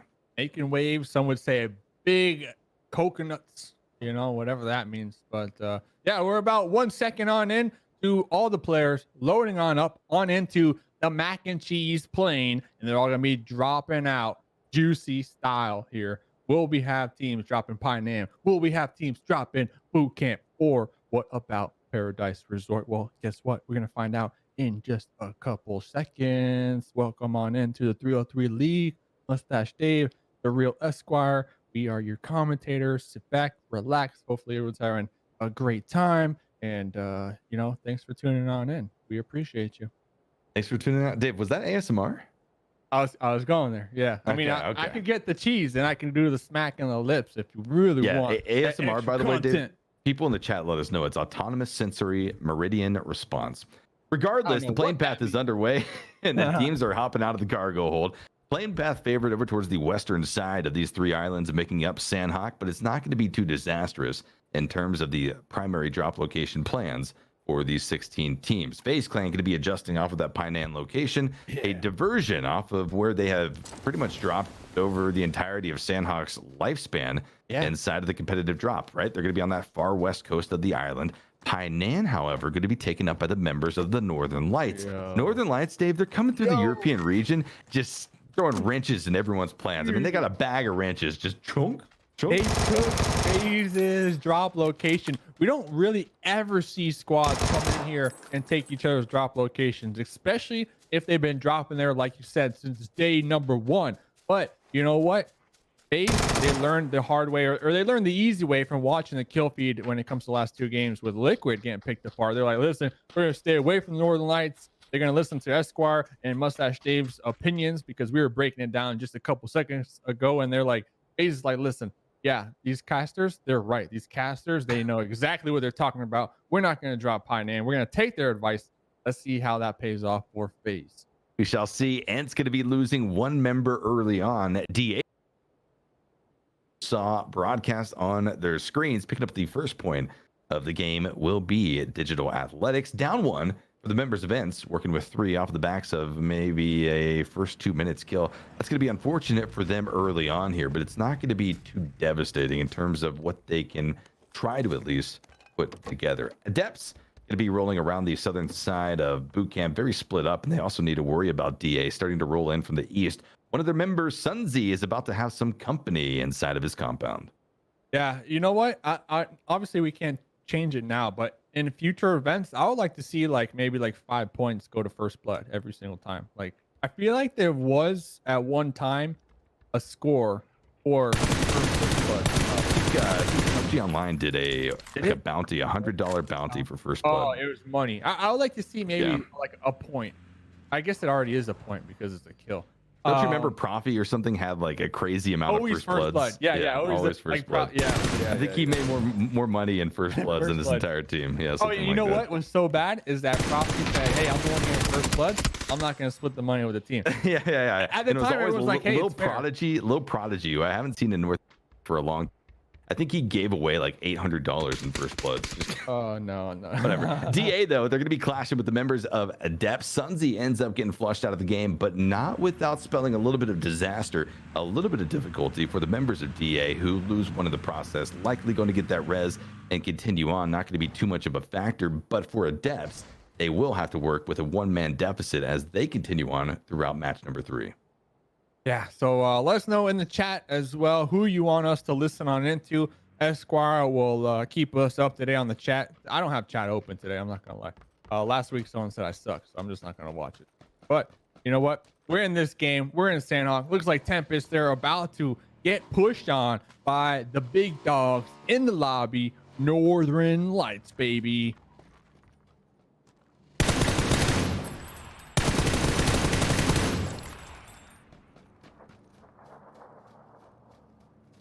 we don't have comms. Northern Lights, they're probably telling each other like, listen, there's a squad over here. Tempest, they're right over there. Let's make sure not to get taken down. Let's make sure not to get third partied. I do see Wookie Bookie in the distance driving around. Climb will be connecting on to perfect 1KS. That's going to be a huge loss for the Northern Lights right here. And they're going to be peeling back. They're going to be trying to regroup right here. And if Northern Lights get taken out now, that's going to open up the scoreboard for the rest of the lobby. Obviously, no one's going to be able to catch up to that first place right now, but it'll open up when it comes to like the squad in the lobby that's just steamrolling everybody. So they can be a little more at ease. You got to think about it, Dave. When Northern Lights are picking up 25 points in the lobby, there's only a set amount of could be distributed for one game. If Northern Lights are just dominating through it and clearing up all the points, what are you going to be able to pick up for yourself? Nothing. I mean, pretty much right. Tempest, though, they come up with that first kill point. They're going to be able to at least sit secure. A second going to be secured as Bachelin gets flushed out of the game. Northern Lights now going to be working with a big disadvantage here. 2 already down. This is the more difficult situation that we've seen them in throughout the past 3 weeks of competitive play here in the 303 Royale League. But Spyro and the Deep are still going to be alive and have to worry about the incoming presence of at least a few other teams. FaZe Clan has rotated off of that far west coast position and are starting to push in closer and closer off of the south of Ruins. But other teams are coming in as well. Look at Blaze starting to push over right next to one of the members of FaZe. Uba as better be ready for what is coming over the hillside. Yeah, Uba definitely caught off guard right there.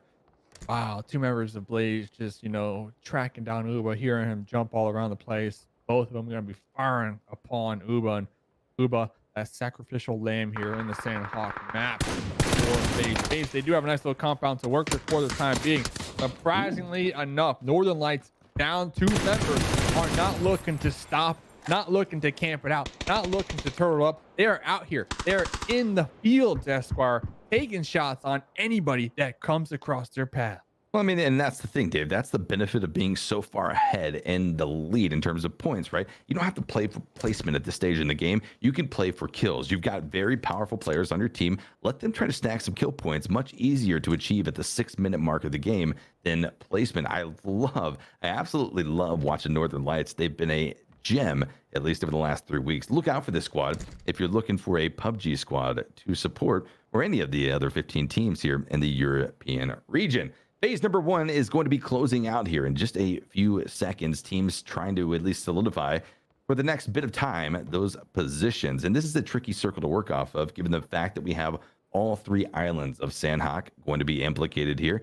Hence, losing members left and right. They were the first blood of the game, and Mar will be going down and out. The blue zone claiming the flush, but Navi claiming the kill point off of the knock. Yang able to put the first point on the board for Navi. Yep, just scooting around the place in style. Looks like WTSG are going to be right smack in the middle of circle number 2. Going to be able to defend their position, possibly take some shots third party, as a lot of squads are going to be looking to make their way on over to this northwest island here.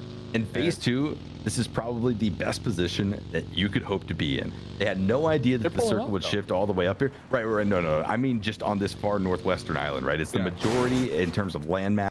Now they can pull up to this hillside, have that elevated line of sight, and pick off the information of every other team trying to at least rotate in here, possibly even get pressure shots out and force engagements, really be the referees of this phase 2 circle. Will it continue to trend up towards the northwest? We'll have to wait and see, but the fights are going to be devastating for these squads as they are already transitioned that way. El Gigante going to be losing members left and right. Oma King to work off of as well, but Marcelik is trying to see if he can keep the other 2 members alive while also push presence of Adepts. Furax is able to find 2, but Marcelik is able to turn it back around. Down goes Furax in the process. 3 still going to be alive for El Gigantin. Oh, yeah, El Gigantin underneath the bridges right here, playing the bridge trolls, trying to survive, trying to use those bridges as cover. Adapts Nookie going to be out here taking some shots. Right behind Adapts is Team Full 4-man squad, currently sitting on no kills, but looking to capitalize on the bridge trolls right in front of them. We'll see where this will take them. They are looking to get as many kills as possible, looking to make the comeback, make some more points to make sure they don't get pushed on out of that top 8 position on the overall leaderboards, because they only have this game and then 3 more to go to make sure they're up there at the top in that top 8. Okay, going to be holding across the river from now Team Liquid's compound after they have dealt with the first team to be eliminated in 16th place, Depths. But now DA is starting to light it up also in the kill feed onto the members of ENCE, or at least what remains. Unity starting to breach onto the Tempest compound. Wookie Bookie going to be the first to fall. The M416 headshot spray down of Set. Be a nice pickup, but it leaves the members of Tempest with now just one remaining. And the breach coming in, it's inevitable surge in the game. Quizzy comes through the door. The bullet's going to be coming out first, and they find their target. Down goes Tempest in 15th place. Yep, Tempest knocked down and out right there. We see DA smashing the kill feed, I believe, cleaning up the rest of ENCE. Northern Lights, oh, Spyro catching Jimbo slice off guard right there. Spyro with 2 kills to their name. The Deep still alive as well with 1 kill. I believe both of these members just looking to maybe push the rest of the members from Liquid. It's going to be a 2v3. This is going to be very interesting if Northern Lights can pull this one off. But Esquire, we were saying coming into this game, Northern Lights, they got a vendetta against Team Liquid, and they're going to be connecting on a pizza now.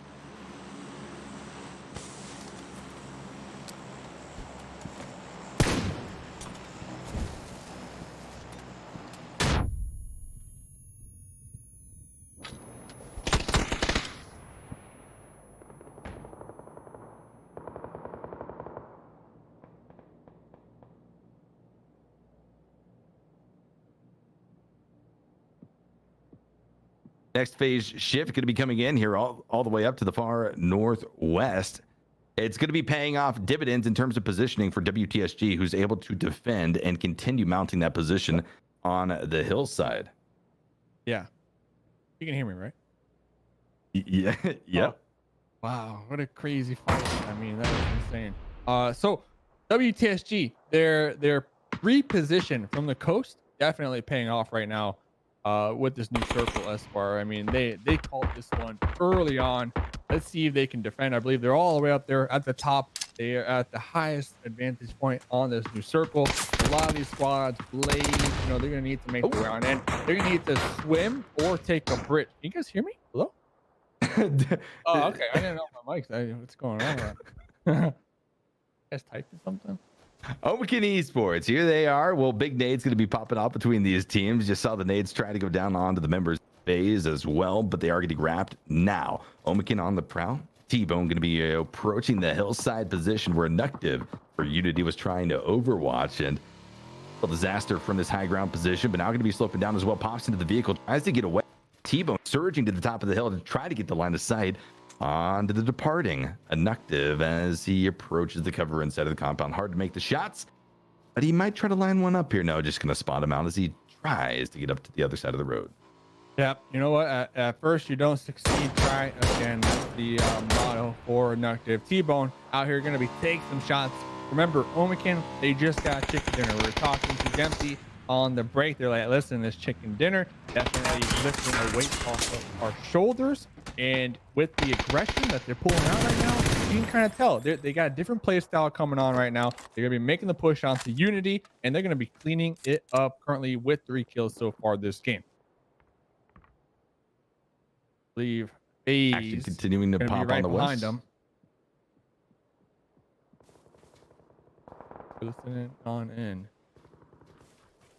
to the FaZe comms as Navi are also going to be pushing on over the bridge. I don't see them. Weird. Yeah, okay, I see one here. On my mark. In that shack. Okay. You see him? No. No. Let me know if you want me to come Oh, behind us and New team, behind, new on the bridge. Yeah, A lot of people? 4. 3 at least. Yeah, 3 at least. I'm holding left side. I'll just split it back. Yeah. I'm gonna sit here and wait. I can't really leave from here, I think. Yeah. We need to fuck these guys, I think. In front of me, really close, I see. You need to look towards me, bro. Knock one. One coming from me. One from me. On this rock. Marked it. I'm getting shot. I'm knocked in the back. Omogen. Oh, Yeah, oh they're sorry, up north.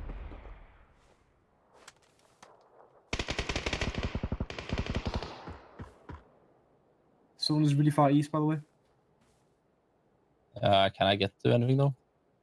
Could sit here and lurk for some kills. Yeah. Navi's gonna go on the left side, probably. Yeah. No mechanic's gonna push him. Okay, Navi They dead died, there. right? Yeah, they're dead. 500 run now, so like a full Omekin, I think. Crazy engagements popping off down into the southwest, but now all of these teams that were previously in the fight will have to make rotations. A hard shift comes in all the way to the eastern side of the previous circle's center point, and that's going to spell disaster in the end in game number 3, at least for FaZe Clan. They go out in 9th place position, narrowly missing the placement part. Cut off. Holy cow, bombing through Mitra, coming through, says Nookie, you're going to be kill right in the front of my bumper for eternity. Holy cow, where did he even come from? Hey, it happens to the best of us right there. Kind of similar to what happened to FaZe. You know, they had Navi behind them, and then Omekin recognizing, trying to get the third party. FaZe, you know, just got caught in a tricky situation here. But the revive will be coming on out. That Tuk coming in clutch right now for cover. I think you mentioned the next circle did go on up. Tornado Energy going to be right there on the coast. I believe the coast that Tornado Energy is currently occupying was the exact position WTSG held in circle number 2 before they opted to go a little more into the mountains. So you got to wonder, WTSG, are you liking your decision now on the northwest, or are you like, listen, we should have stayed. We should have stayed. I mean, it's a toss up for me. I feel like their position now is really good as well. It's definitely going to set them up to get some kills over there, as they are going to be near a couple squads. But Tornado Energy, they're also loving this center compound. Yeah, I think it's touch and go for WTSG. Every circle shift, their opinion on whether or not the rotation was good, it changes, it flip-flops. But I think as far as right now is concerned, they're not going to be too upset with where they sit. They've got the high ground, they've got the edge of the zone. If they have to rotate down the hillside, though, that's where this WTSG squad starts to at least come into some difficulties. Now, though, Exalt has to make their way across the river, a very wide, exposed area for them to have to cross. Will you dare be able to find the proper trajectory to be able to do so? Next shift going to be coming in, and now, yeah, I mean, this is what I'm talking about, Dave. The ping pong, WTSG. Now they hate the fact that they rotated off this position, but the game could have played out entirely different had they stayed, for them at least. You know, how things might have turned out if Tempo would have maybe tried to breach the compound with WTSG holding it. It's a world of what ifs, but now we have to see how it plays out. Smokes are going to be prepped for Omekin as they start to make that push off the western edge of the previous phase. Yeah, Omekin are almost looking right in the direction of Team Liquid. If I am the last 2 remaining members of Liquid, I feel like I'm going to stay here on the edge because you are safe for the time being, and maybe hope that the next circle will favor you somewhat and some of that water will be in play, and then you can kind of swim over there while all the other teams are distracted. But Omekin going to be taking up that warehouse is going to make it extremely challenging. We do see Udyr with that M249 going to be opening on up with a couple of the members from WTSG trying to take them down and out. One thing to note though, Tornado Energy, they got 3 alive. They're so spread. For someone who has center compound, they're extremely spread right now. If one of them gets knocked, that could be it. That could be their advantage. So I would like to see them pull up, group up together, and kind of defend that center compound. Going to be going down. Fax gets dropped in the process. WTSG is getting dismantled right now as Exalt Gaming drops in 8th place position. But as WTSG, I mean, I talked about this maybe about a minute ago. Having to rotate off of this hillside is almost a nail in the coffin for your squad, especially with the blue zone pressure of phase number 5 on your backside, the guns, the bullets pounding into you from the front side. And now Morpheus is starting to at least feel the exact same hurt that WTSG suffered. Still is going to have the benefit of at least knowing where WTSG is, and also the benefit of his teammates being there to rotate off of. But it looks like they're going to be closing out Vard's efforts here in a few seconds. Damage coming in, and down goes Vard. The entirety of WTSG, the Hillside Kings, have been wiped out. 7th place is where they finish off here in game number 3. That one hurts because they could have had this center compound where Tornado Energy is. And listen, once again, phase number 6, that same exact position still going to be on in play. I mean, you really can't predict it, Esquire. They probably assumed that the circles were going to shift away from the water a lot sooner than it did, but the water being so shallow, that might have been one of the deciding factors coming on into this game when it comes to circles. So the other 2 members of Team Liquid came on. Mixie was able to make it onto the shore just east of Tornado Energy, allowing K-Mine to potentially come on up here over as well. But Omican right there on the edge is going to be extremely challenging for them to continue to survive, in my opinion. So we'll see what they can do here. We got 6 teams remaining. Tornado Energy right in the middle. It's going to be a big game for Team Liquid's remaining 2 members to try to do something big here, right? They are very close to dropping out of those top 8 positions, Dave. We talked about FaZe Clan and Tempest coming into this game being tied about 10 points behind them. Both FaZe Clan and Tempest are out of the game. Na'Vi, the next team behind them, out of the game. Liquid can do a lot to try to at least separate themselves and try to solidify, at least more so, a top 8 position here in this game, but it's going to be difficult, especially with the numbers disadvantage that they are currently working off of. Shots, though, popping off here to the north. It's going to be El Gigantin in the thick of it once again here. This time, it's going to be mixing it up with DA. They find massive nades. It comes in huge from Norcus and Morpheus to wipe out the entirety of DA. Out they go in 6th place, and a crate going to be picked up as well. That nice refresh at the level 3 armor is going to be a saving grace here at the 20-minute mark.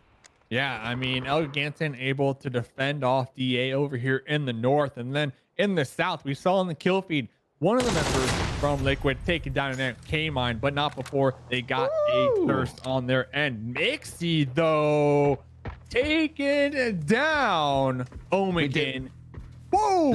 This is what I'm talking about. These are the points that I'm talking about. It's huge. Mixie's not done. Big pickup, one of the newer additions to this Team Liquid roster coming in big clutch. Rahina gets wiped out in 4th place position. I mean, Dave, they've been able to turn this from 2 players just trying to stay alive now to Mixie, a solo player, yes, but with 6 kills to his name, with 9 kills for Team Liquid. This is going to be a massive set of gains for a team that desperately needed it to stay safe rolling into the final 3 games of the final week of regular season play. Nade's going to be dropped down at the feet of Mixie, though, coming in from the Tornado Energy, dead center of phase number 7, but the dodging rather and the weaving is coming out for C to avoid the frag grenade damage. Somehow able to stay alive. Those nades are narrowly missing the mark. Yeah, I mean, Tornado Energy, they're focusing so hard on Mixer right now that they allowed El Gigantin to kind of wrap up right behind them and make that breach on into this building that 2 of their members were holding. Melman will be taken down and out right there. So now Tornado Energy, they're going to be getting pinched. They're going to be getting attacked from 2 different angles, and they're getting picked apart, Esquire. And picked apart. It's currently a 2v2v1 unless they can get the res on to Melman. Could be big for Mixie. He tried, but Norcus from the rooftop was able to spot out Team Liquid's solo member remaining. Out Team Liquid's goes in a hell of a game. Games here of the day. A much needed game in 3rd place position with 9 kills, I believe, to boot. Nice point stack, but now it's all coming down to the final 2 teams remaining. Tornado Energy has been given beautiful positioning throughout the entirety of the game, but are losing out to the likes of El Gigantin, who come down the hillside, a positioning that WTSG was not able to dismount Alpha. And now with 10 kills, they close out a massive chicken dinner. Mark that 13 kills, Dave. Mark that 13 kills. 23 kills, or 23 points rather, is a hell of a way to show up. Yeah, Sandhawk definitely kind of resetting the El Gigantin steam train right there. I mean, man. Tornado Energy, though, they were extremely focused on Mixie. I feel like that was kind of the factor that kind of threw them that last game, because they had that center compound for so much for so long, and then they could have defended it a little better, but they got a little scattered at the end, and you know they were surprised. They were surprised by Gigantin. Regardless, 2nd place with 1 kill. There's still going to be some good placement points for them as well, so they can't complain. No, I don't think they can complain. Definitely not at all. But it's been a very exciting first half of the final day of the tournament so far to see what 8 teams from the European region are going to be going on to the grand finals next Saturday and Sunday, 1 week from today. 7 games per day is what the grand finals will consist of. That's going to be all for me on the broadcast. Mustache Dave is going to be moving on with a little seal to commentate the final 3 games of the day. Shout out to all you guys in chat. Thank you guys for showing up and showing support, and I hope you guys enjoy the final 3 games of the day coming up right after this break.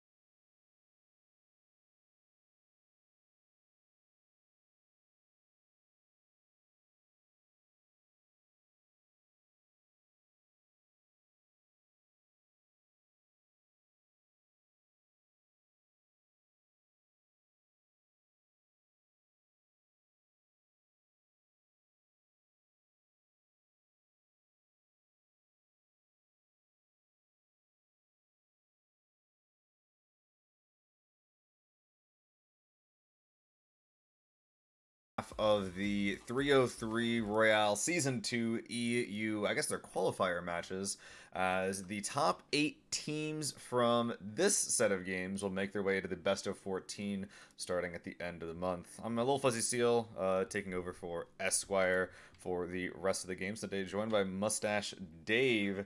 But let's go ahead and get right on into the scores, though. So, as we saw after that last Sandhawk match, it was a little bit more of the same. Second place Kings Rahina, always ever just running up behind the Northern Lights bros, sitting up there with 153 points. Really some insane performance coming in from Northern Lights. As someone who doesn't follow EU too much, I'm going to second what I heard Dave say earlier, which is a team that not many people have heard of an insane amount, but also I'm not really a person that would be super knowledgeable in that in the first place. However, moving on from, actually real quick, to compare them to Oath, the first place team in the NA region, I believe it took Oath until the very last game of the NA qualifying matches to actually break through that 100 kill limit. So now we see Northern Lights just blowing past that, still with 3 games to go. They're looking so incredibly strong today. Going down from there, we have Rahina, Digital Athletics, Liquid, I would say solidifying their place on the leaderboard with Mixie's performance in that last game. Really, really nice stuff that he put on for his team. And then Omakin, Tornado Energy, WTSG, and ENCE. So if we were to sort of cut this leaderboard right now, those would be the 8 teams you would see. However, we still have 3 more games to go. And interestingly enough, is that the gap between 7th and 8th place, just to talk about math for a second, is quite large. So that means the top 7 is starting to solidify. The 8th place position is where we're starting to be a little bit unsure about who is it going to be? ENCE definitely don't have the points to solidify that yet. We could easily see Tempest, FaZe, Navi, LGIG show up at any point in time. LGIG, a team that usually is very, very good when they're allowed to sort of strut their stuff, but in a lobby with this many powerhouses, they're definitely falling a little bit short. Navi and FaZe not making it, though, would both be some upsets, in my opinion, however. But I'm really curious to see which team is going to be our 8th team, or maybe even our 7th team. Who knows, maybe WTSG could drop down. Would that be an upset in and of itself? I feel like that's a bit of a characteristic, where it's like, I feel like so many of these EU teams are so good that it's an upset if any of them don't make it in. What did you say? I said I feel like it's an upset if any of our these Oh, EU yeah, teams yeah. don't make it in, because like Well, it feels like they're all so good. I mean, if you're Unity, I mean, you haven't really been Well, I performing. don't the want to best here. like put a spotlight on the You negative, can't Dave. expect. I mean, you can't expect. If you're Unity, if you're Blaze, I mean, they're sitting at 48 and 40 points. Meanwhile, like you said, all the way to the top, Northern Lights are at 153 points. So, Chonky. yeah, there's a huge spread when it comes to the first and second. But really, as we go into the last 3 games, Seal, I feel like the main focus right now has to be 7th place, 8th place, 9th, 10th, like that mid pack. Absolutely. Because WTSG 7th place, 95 points. 10th place, FaZe Clan, 80 points. So that's a 15-point difference. It could definitely be done in 3 games. Like, it's going to be going back and forth here. I mean, that's why I love it. I love competitive PUBG, because it literally comes down to the last game for the deciding factor. I feel like every single tournament. It has for FaZe before, and it will again. Luckily for them, today is Sunday, although I do recall a time when Liquid challenged the idea of a FaZe Sunday. Maybe Liquid Sunday is what they're looking for. Though Liquid Sunday, it just sounds like crap ice cream. I don't like the idea of a liquid Sunday. Yeah, I don't like the idea of a liquid Sunday, honestly. I mean, when's the last time you had a Sunday? Like, honestly. Oh goodness, Like, it's actually been a long time. Like a banana split, would that be considered a Sunday? I mean, I'm more of an ice cream guy anyway, but like, yeah, I think it would be. I'm not a huge fan of like shakes. But I guess Sunday is just ice cream. Well, it is a Sunday, you know? Like, I don't even know the definition, honestly. I mean, I'm gonna be real, Dave. The only ice cream I like is vanilla ice cream with no toppings on it. So that's definitely not a Sunday. Like, that's just vanilla ice cream, Seal. All So right? I'm not too knowledgeable about like, you know, ice cream sundae tech over here on the 303 broadcast. But all right, so Dave, what team are you looking at that's currently below the top 8 that you think can make it and should make it? And I'm gonna say you can't say FaZe because that's probably I can't say FaZe. You can't say FaZe. All right, then I'll say ENCE. And oh no, they're in eighth. Yeah. Well, Tempest. Okay. Tempest. They're only 2 points. They're only 2 points. They're tied with FaZe. Oh yeah, they are. So when it comes down to it, though, it's kills, right? The deciding factor. I mean, that's and Tempest is actually out killing FaZe, which seems like a weird thing to think about. I feel like FaZe is just one of those so strong, like micro fighting teams, but they're getting their points in a very, very balanced way. Some kills, some with placements. They're definitely proving that they're pretty good at the game, but I think they're going to prove to us in these last few games that they're very good at the video game. Here we go, though. Plane is going to be up, starting it from the southeast, moving up on to the northwest. Let's see what our teams will drop today. We did have, I think it was ENCE and Digital Athletics that was constantly fighting over Rozhok.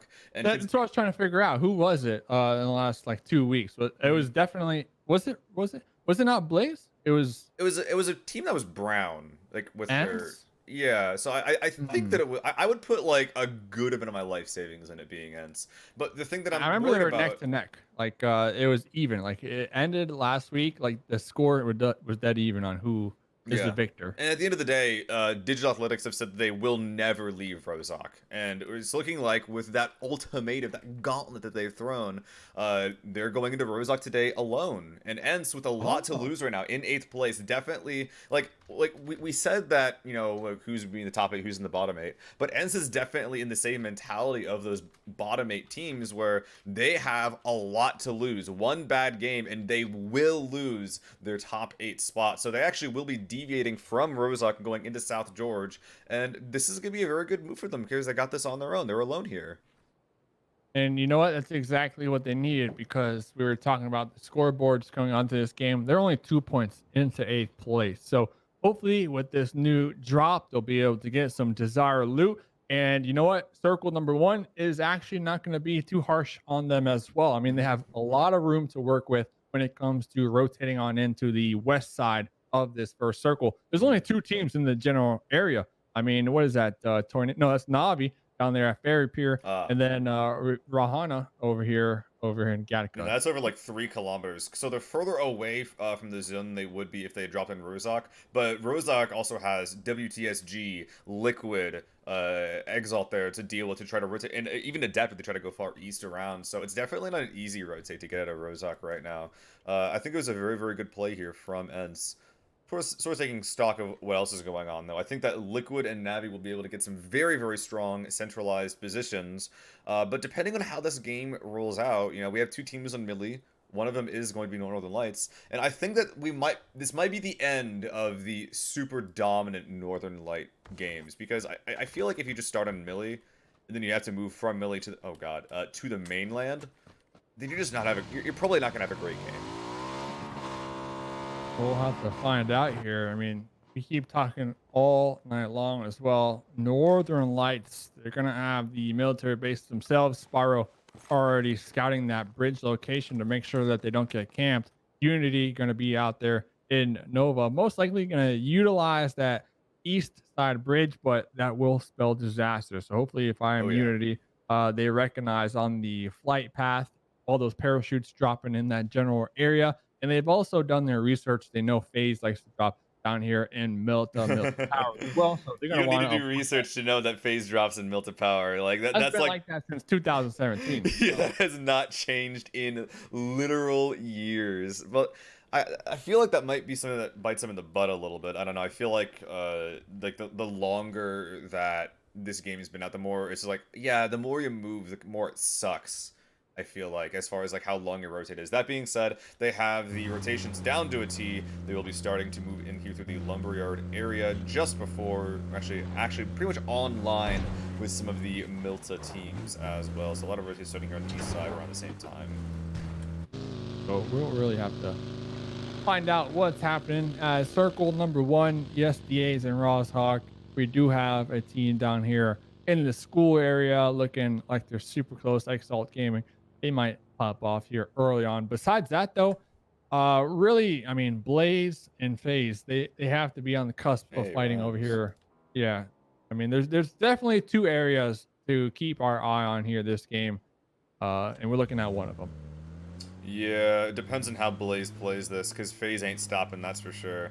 Maybe to scout. Apocalypse is still going to be in the shelter area. He's getting in his vehicle. He's actually going to spot out a vehicle coming in from FaZe on the left side, moving up just toward the spine. Rip9 actually going to pull up some shots here. Oh my god! Just a few rounds actually knocks HC out of the buggy, and he's going to be going down and out there. Nice shots there from Rip9. He's going to try to get the revenge knock. Does instantly land a header, but Rip9 going to be able to get out of dodge in the nick of time, and Lipson going to be joining him up from the shelter area. Very, very impressive shots from Rip9. Yep, I mean, with the SLR, taking them out from the buggy, yeah, if you're FaZe, losing HC this early on is definitely going to play a factor, especially because, you know what, we're getting towards the end here. So only 3 more games to go. FaZe, we mentioned, they're in 10th place on the overall leaderboard, so they have a lot riding on these last 3 games.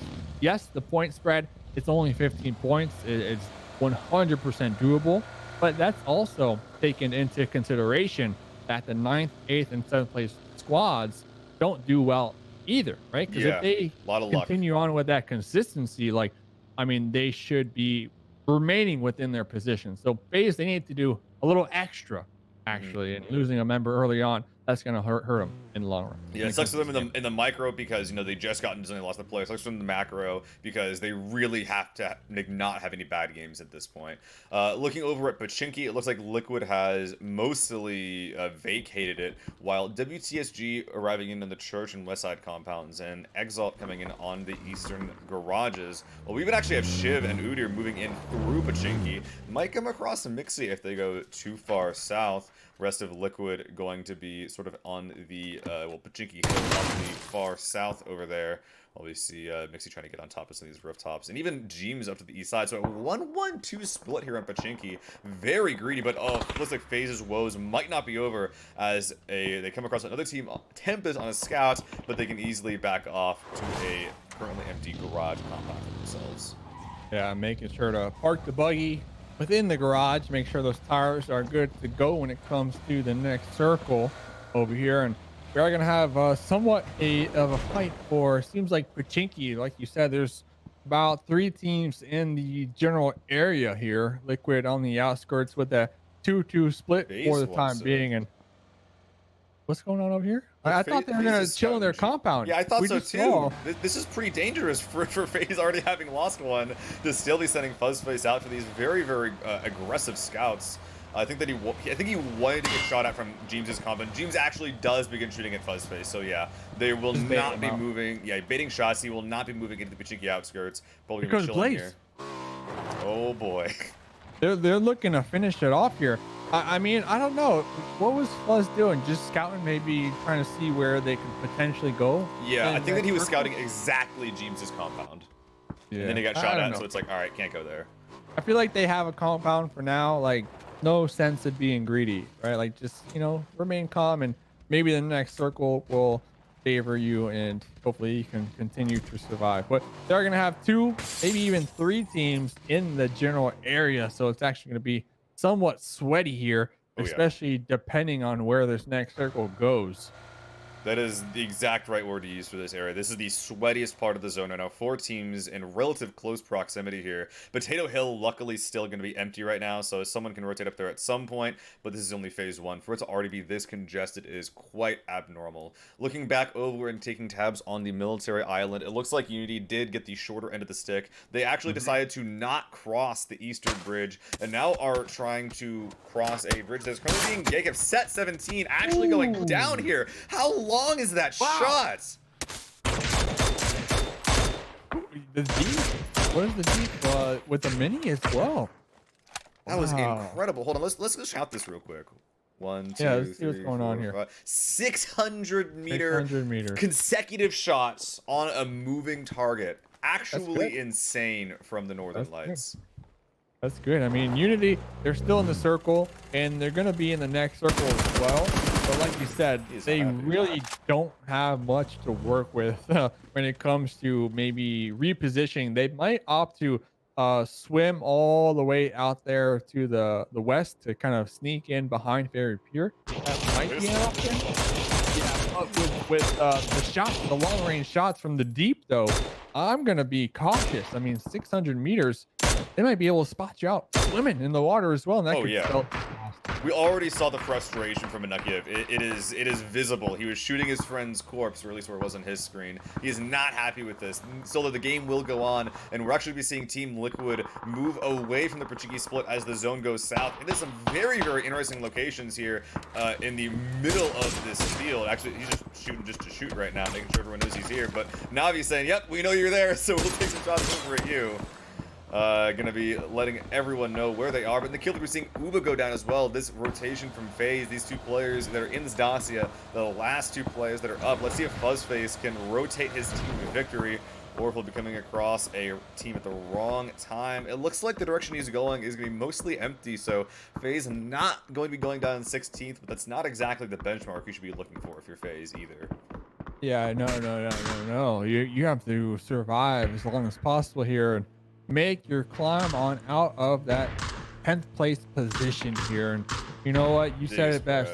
They can't afford any further poor performances here if they want to make it on into the next round. Over here, though, looks like Ent's going to be tossing out some smokes over here, trying to provide that cover. But right above them, El Gigantin are just raining down fire in a sense of bullets. Nice guy Squeaky helping out Digger through the game crash. His UAZ a little bit buggy right now. Hopefully they'll be able to get him back out, but as we see in the kill feed, they will not be able to save him, as Norkeys is actually going to continue to close the gap, really capitalize on the unfortunate events surrounding Ents. Not going too ham, though. You know, at the end of the day, you're still assaulting a compound, even if you do have 1 man up. It's not great odds to go against. In the rear, we have WTSG coming in from the north side, Omakin following in suit, but out-positioning them right now, we do have Rahina Game Stars, and I'm liking this quite a bit. I have seen specifically Jupsik's compound that he is currently in a 1-3 split on. I've seen this place win games before. So you believe right now? Is that what you're saying? I believe that they will actually get a win instead of getting second place without a single win. Maybe now that you're casting, they'll get a chicken dinner. Let's see if you're the good luck charm. I'm the I mean, cheerleader. honestly though, second places they have like what 10 by now. I mean, I think that they might have 20 and 14 games actually. I think that actually is how the map ends up. Exactly, you nailed it on the head there. Still, a little update though with Unity, they were actually able to make it to Fairy Pier. So good for them. Congrats. We'll see what they can do with that. I'm actually surprised. I thought Northern Lights, with the aggression that they've been shown here tonight, they would have made sure that this wouldn't have been possible. But it seems like they're going to allow them to pass for the time being. Yeah, not quite as awful as they would have liked all the teams around, but they also have Batulin and co dealing with Navi up on the hill. The rotations will continue here, Amakin being pushed back as a relative shift to the east will cause a lot of teams to really reconsider where they're going to be going here. There's not much playable terrain in this zone, quite frankly. It looks like the Northern Lights have some idea. Perfect 1KS immediately getting in his bike and sending it off somewhere. Looks like Shed Strats is going to be the way to go. So one of the first teams to get here is saying, hey, the Shed is the place to be. And that was his first option. Imagine what the rest of the server has to deal with. They're dealing with table scraps. I mean, I wouldn't even call the Shed a table scrap. I don't know. Their position before, I feel like they could have played the edge and maybe have wrapped up a couple of kills. Kind of similar to what they've been doing here today, but the mayhem coming out right now. It looks like Ents with the same mindset, trying to send it into the center. God. Look for a Shed. Rustamar's tires are going to be getting popped. Rustamar down to about no health. Going to be knocked down and out. You know what would be so funny? If Ents crash on into the Northern Lights Shed. I mean, that would have been... I guess they would have seen their vehicle so they can avoid it. And, of course, the smokes. But look at this. Northern Lights actually going to be using the bike kind of as a pedestal to take some Both shots. duos are. These guys might be Shed experts. Now it all makes sense. What do you call it? Like a Shed boy, like someone who stays in a shed a lot, because like whatever they are, they're like the most ultimate version of that thing. They are quite impressive with how they're dealing with these sheds. Meanwhile, they get a chicken. They might. They very well might. That's their plan. Meanwhile, on the east side, Tornado Energy versus Tempest coming in here through the old yellows. Looks like Tempest is playing inside the compound proper, while the boys in yellow are coming up here on Tommel. Tommel finding a knock here, but I'm not sure how much longer he'll be able to stay alive. Alaya GG coming up over the hill, but the cover fire from his teammates is going to push Alaya and Example back up over the hill. Tommel able to maintain his position here, trying to get the fin onto Melman. DA is actually pushing onto one of the shacks from Northern Lights, right smack in the middle. DA is going for that drive-by. They're going to be coming up with the pull-up, trying to breach the shack. Perfect, going to be knocked down and out. The Colin's knocked down and out as well. DA able to successfully... The bike's getting in the way, and his down teammates, he can't get to cover. All of DA went down. Gone. DA's gone to the shack. Who really won the engagement there? Seal. I have no idea. I mean, who's going to react to this? It looks like Northern Lights want to do something about this. They're trying to, I think, get to that old shed. There's a lot of loot. Yeah, there's a lot of loot there, and they're feeling that's a better, more supply spot. They might not even survive their way in. Spire getting his helmet blown off, just jumping off the bike at high speed. He goes down. Are they giving even more bodies? No, the deep barely getting into cover at no HP, but we almost saw 8 bodies in a single shed, Dave. The ultimate coffin. This is above ground. Oh, do it. Right here, a crypt. Let me see it. Let me see it. Is Tornado Energy trying to get... Oh my god! They're going for it! They're trolling. Oh my goodness. Another pull-up. Round number 2. 3 members of Tornado Energy going to be pushing on into the shack. There goes a nice grenade, I believe, on in the inside, but it might have bounced down out over here. Through the flashbang! Oh my god! They're all dead! There's dead life. Now there's 20 bodies in this one ship. vehicles. my god! All right, Squeaky, I know you see a shed. I know you want to go there, Squeaky. I know you want to go there. The juxtaposition between Ence's shed and like this madness is absolutely insane. Oh my god. No, do not come here. No, okay, no one's here now. No one's here now. It's scary. This is some good loot though, Steel. You gotta admit. They think they're, wait, what? They think there's people inside. They're going in to pre-fire it. Oh my god. Oh no. I'm losing my mind over here, Dave. Okay. The pre-fire into the shed might have gotten him killed. But then again, I mean, it's to be expected, right? Oh my god. Clib's coming in now. Clib's was looking at this and saying, I want to be a part of this. What's up with the shed? I mean, what is up with the shed? Oh no! Oh my god, they're on fire! Shed, there's a molly! Adapts are gonna be burning, cooking. Oh my god! Another squad goes down to the shed here in game number 4. All right, Climb, I know you want this loot. I know you want it. Let's go, boys. Here comes Pixel coming on into the shed. This Pixel gonna make it into the shed. Okay, Pixel is trying to relocate this bike. No tires.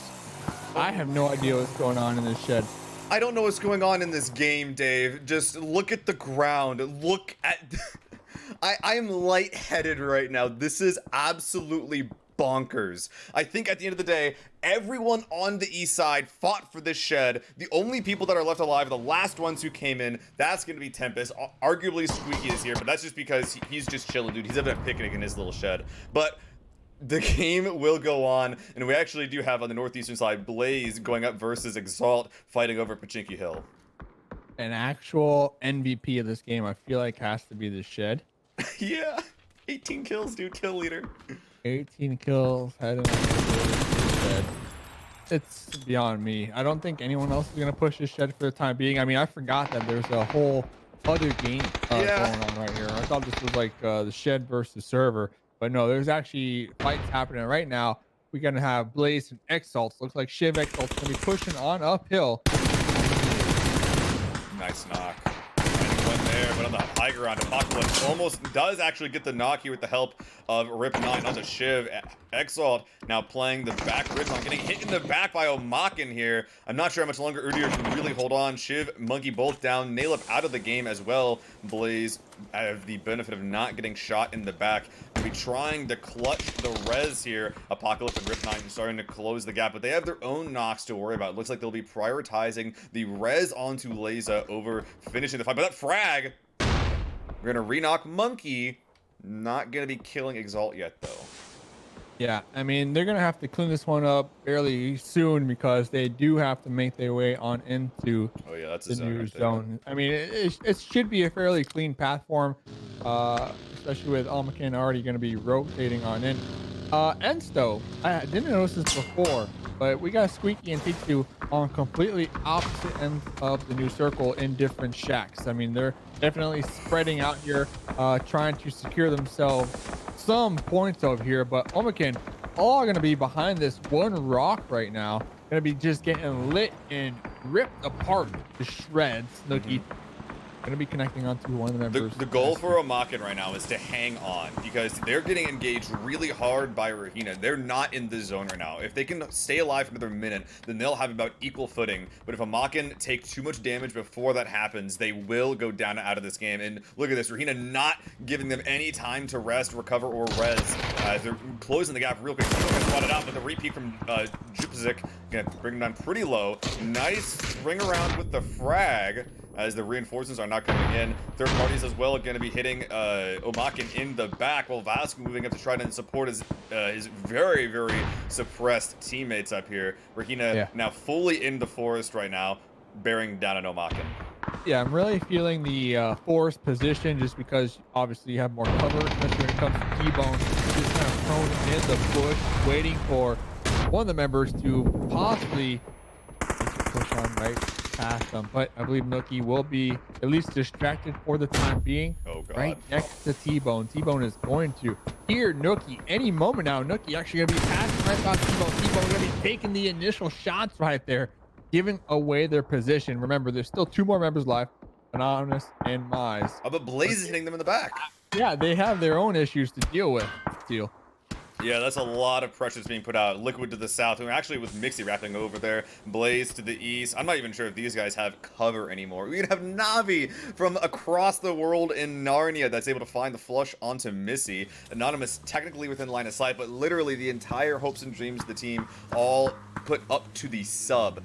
Blaze looking like they want this forest, they want this position, and they want the kill points from Anonymous.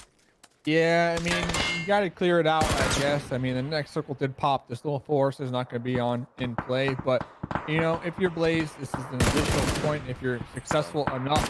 Oh, a flash is going to be coming on out. But, nope, Kemba will be able to secure that one.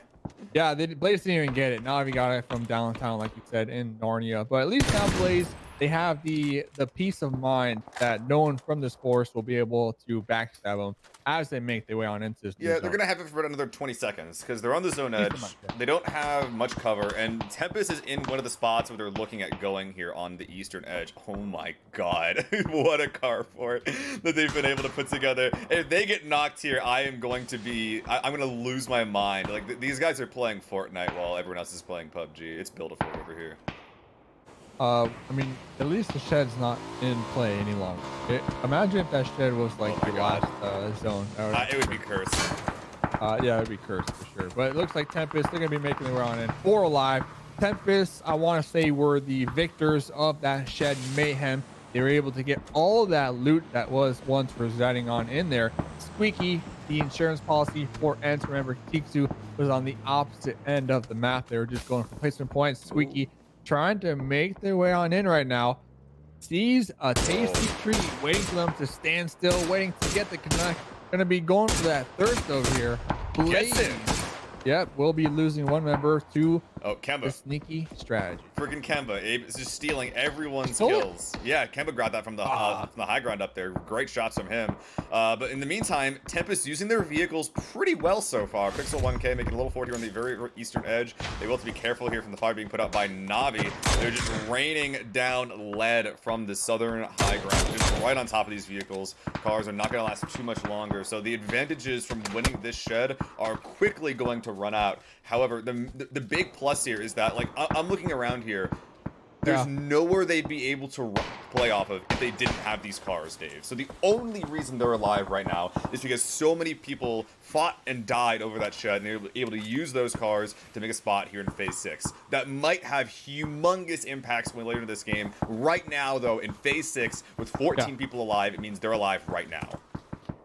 I mean, all they can do is take these baby victories here. But I want to mention real quick, right smack in the middle, I believe we're having 4 crates drop. Yeah, that's gonna happen. I mean, these crates, okay, they could be used as cover, especially with this open field. It can come in clutch here, especially from the side of Navi once they have to make their push on into north, because I don't think this next circle will favor the hills any longer. And yes, it does go on up. WTSG are going to be on the roof of these compounds. Whoa! Taking shots on Liquid in the smoke right now. Liquid, they do have a little deflate to work with for the time being, but I did see a run over. One more member alive. K-Mine got knocked out of his car while it was moving. The moving car ran over Ibiza, and now James is probably going to bleed out as well. The Team Liquid went from 4 up in a really good spot in the zone to potentially being even 1 up if Mixie can't make it to K-Mine. Wow. Is it worth, though? Is it worth Mixie going to K-Mine? I don't know. WTSG is coming. They realize how much damage they have dealt Liquid. He will not even get the chance to make this happen unless WTSG veer off. They're taking Mixie's old spot. Frag grenade from Mixie can be coming in. This could be huge as VAR dismounts, but oh no, it's short. WTSG knows now where these guys are. There's no one here. As long as they can survive this barrage coming in from Mixie, they will be fine. I mean, Mixie's doing a good job at keeping them at bay, but yeah, they knew. They knew. Lots of grenades over here. Mixie, might have been better off staying in this shed, but regardless, you would have had 3 members from WTSG pushing on into this new position, as it is going to be in the new zone. Navi, though, still going to be fragging on out. Remember, WTSG, Navi, they were down in the south. The only two teams in the south now find themselves against each other. Navi were able to get 14 kills from the hills of the forest in the south. Kemba.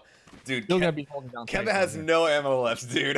He has been shooting 19 bullets this whole game. He has gotten 8 kills. I would bet you that like 9 or 7 of those are steals. Like, I don't think that he actually got most of those knocks until right around now. Here we go, though. Looks like a lot of these crates might begin to be relevant here. Navi making their own move with the aid of smokes, while WTSG playing the northwestern divots there on the northwestern side.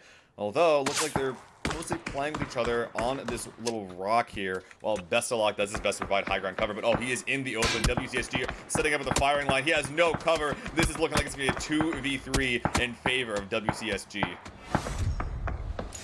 WTSG are going to be taking down at least one of the members from Navi. What's he get? Kemba, though, the lead fragger of the squad on Navi, 14 kills so far, will be picking up a Garoza. There's other crates to be had as well, but as we said, these crates could be utilized as cover. What's see happening what right the now? Tab and Kemba can do. They're going to be somewhat spread apart for the time being. Looks like Vard is trying to wrap around the outskirts to the east of this new circle, trying to catch Kemba off guard. Kemba will be in the crosshair of Vard. Vard also running down low on ammo.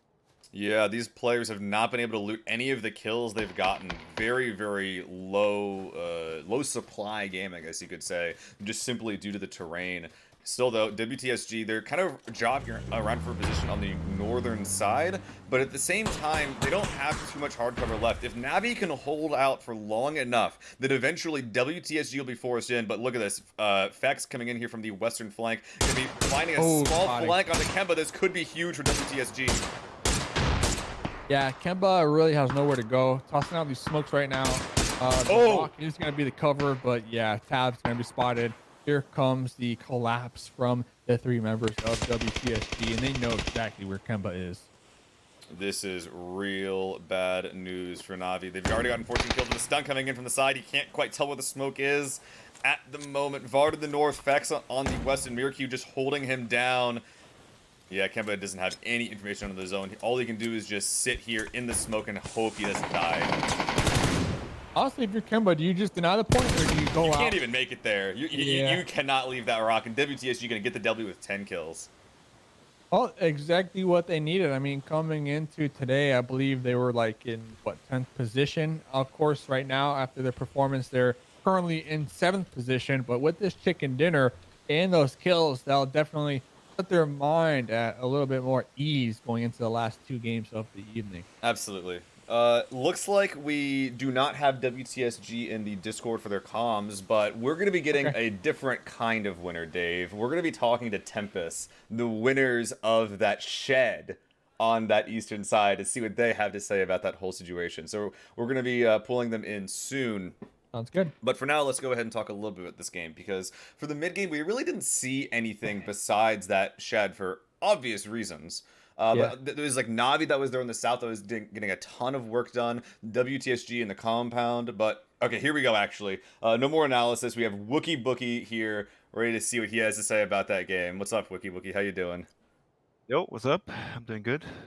So for a lot of that game, we were essentially watching one exact location, and that was the shed that you guys ended up fighting over. How long were you guys watching that? What was your impression of what was going on there on that eastern shed in that field? It was crazy. At first, it was just me looking at it because my team was focusing on Tornado Energy before they drove in the field. And I saw like that people were splitting out there. Then I saw like one team crashed it, they died. Another team left another shack, they drove there as well, they died. Then a full team crashed, they all died. And then I kind of felt like there was maybe one guy left if they didn't all die. And then we drove out, we threw mollies in there, I think, and then we cleared it out that way. it was magical. That everyone fighting and dying over it. I think the death toll, excluding your team overall, was 16 people. Every other team on the southern and eastern sides of the game fought for that shed. So at the end of the day, how did that position end up helping you? Because it seemed like, from my perspective, that there wasn't any playable terrain on the map, but you were able to get really far with some car forts. How effective were those, do you think?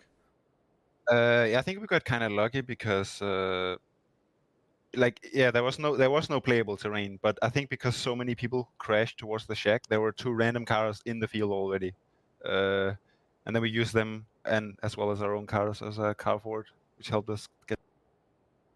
At the very least, it let you get all very, very far into the game. All right, well, real quick, what are we going to be seeing from you for the rest of the 303 EU season? We're going to be seeing you guys in the championship? That's the plan, for sure. We had some rusty games the first 3 games, but now we had a decent game, and we're going to close out. All right. Thank you very much for your time, Wookie Bookie. We're going to be taking a quick break. When we come back, the 5th game of the day will be coming to you guys soon. We will see you then.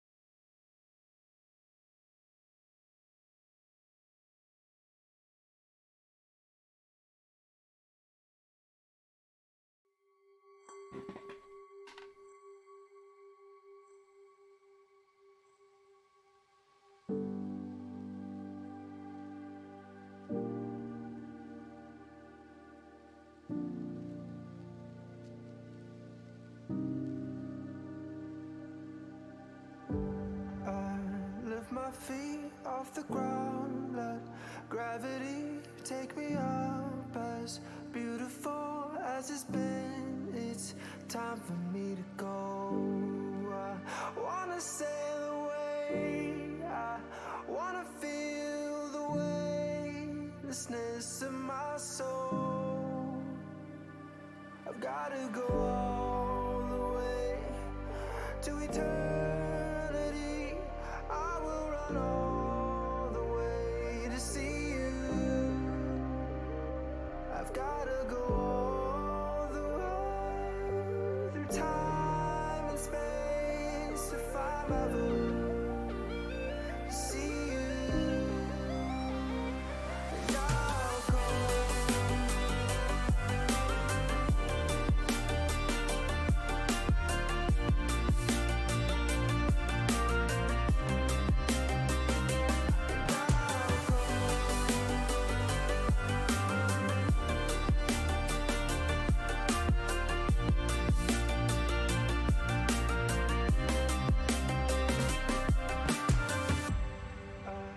Lift my feet off the ground, let gravity take me up. As beautiful as it's been, it's time for me to go. I wanna sail away, I wanna feel the weightlessness of my soul.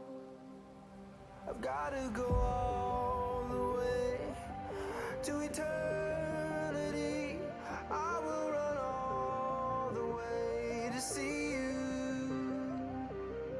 I've gotta go all the Ladies and gentlemen, welcome back to the intermission before game number 5. We'll be going into this next Erangel game very soon to see who will inch ever closer to the top. Before we do that, we're going to have some scores to go over.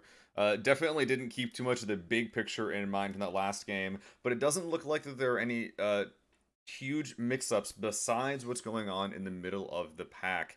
As we were saying before, ENCE was definitely one of those teams that was on the chopping block, and chopped they have been after their previous performance. Tempest has taken that 8th place spot, but at the same time, not with a humongous lead. That being said, the lead between 11th and 12th, that being said, FaZe and El Giganten, does seem somewhat more insurmountable. A 15-point deficit between them and 11. Still, though, If they can get through that, it's pretty close.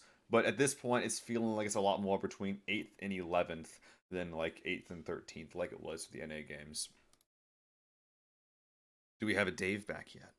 I don't think that we do. I started without him.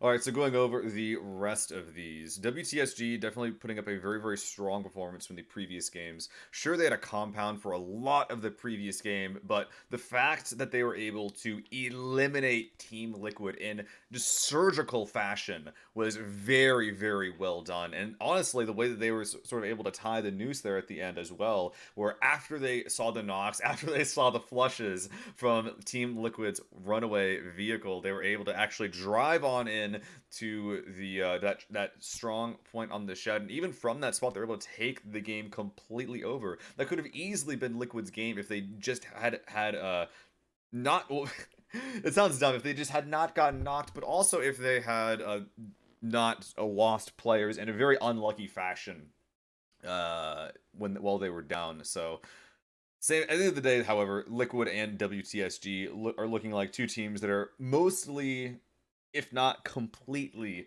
solidified into the top 8, and that is what is going to matter here at the end of the day. Are you in the top 8? If so, you get into the championship. If you're not in the top 8, tough. You're gonna have to well, try again next time. That being said, with the regional events going on very, very soon in May, hopefully they don't have to wait for too long to play any comp esports.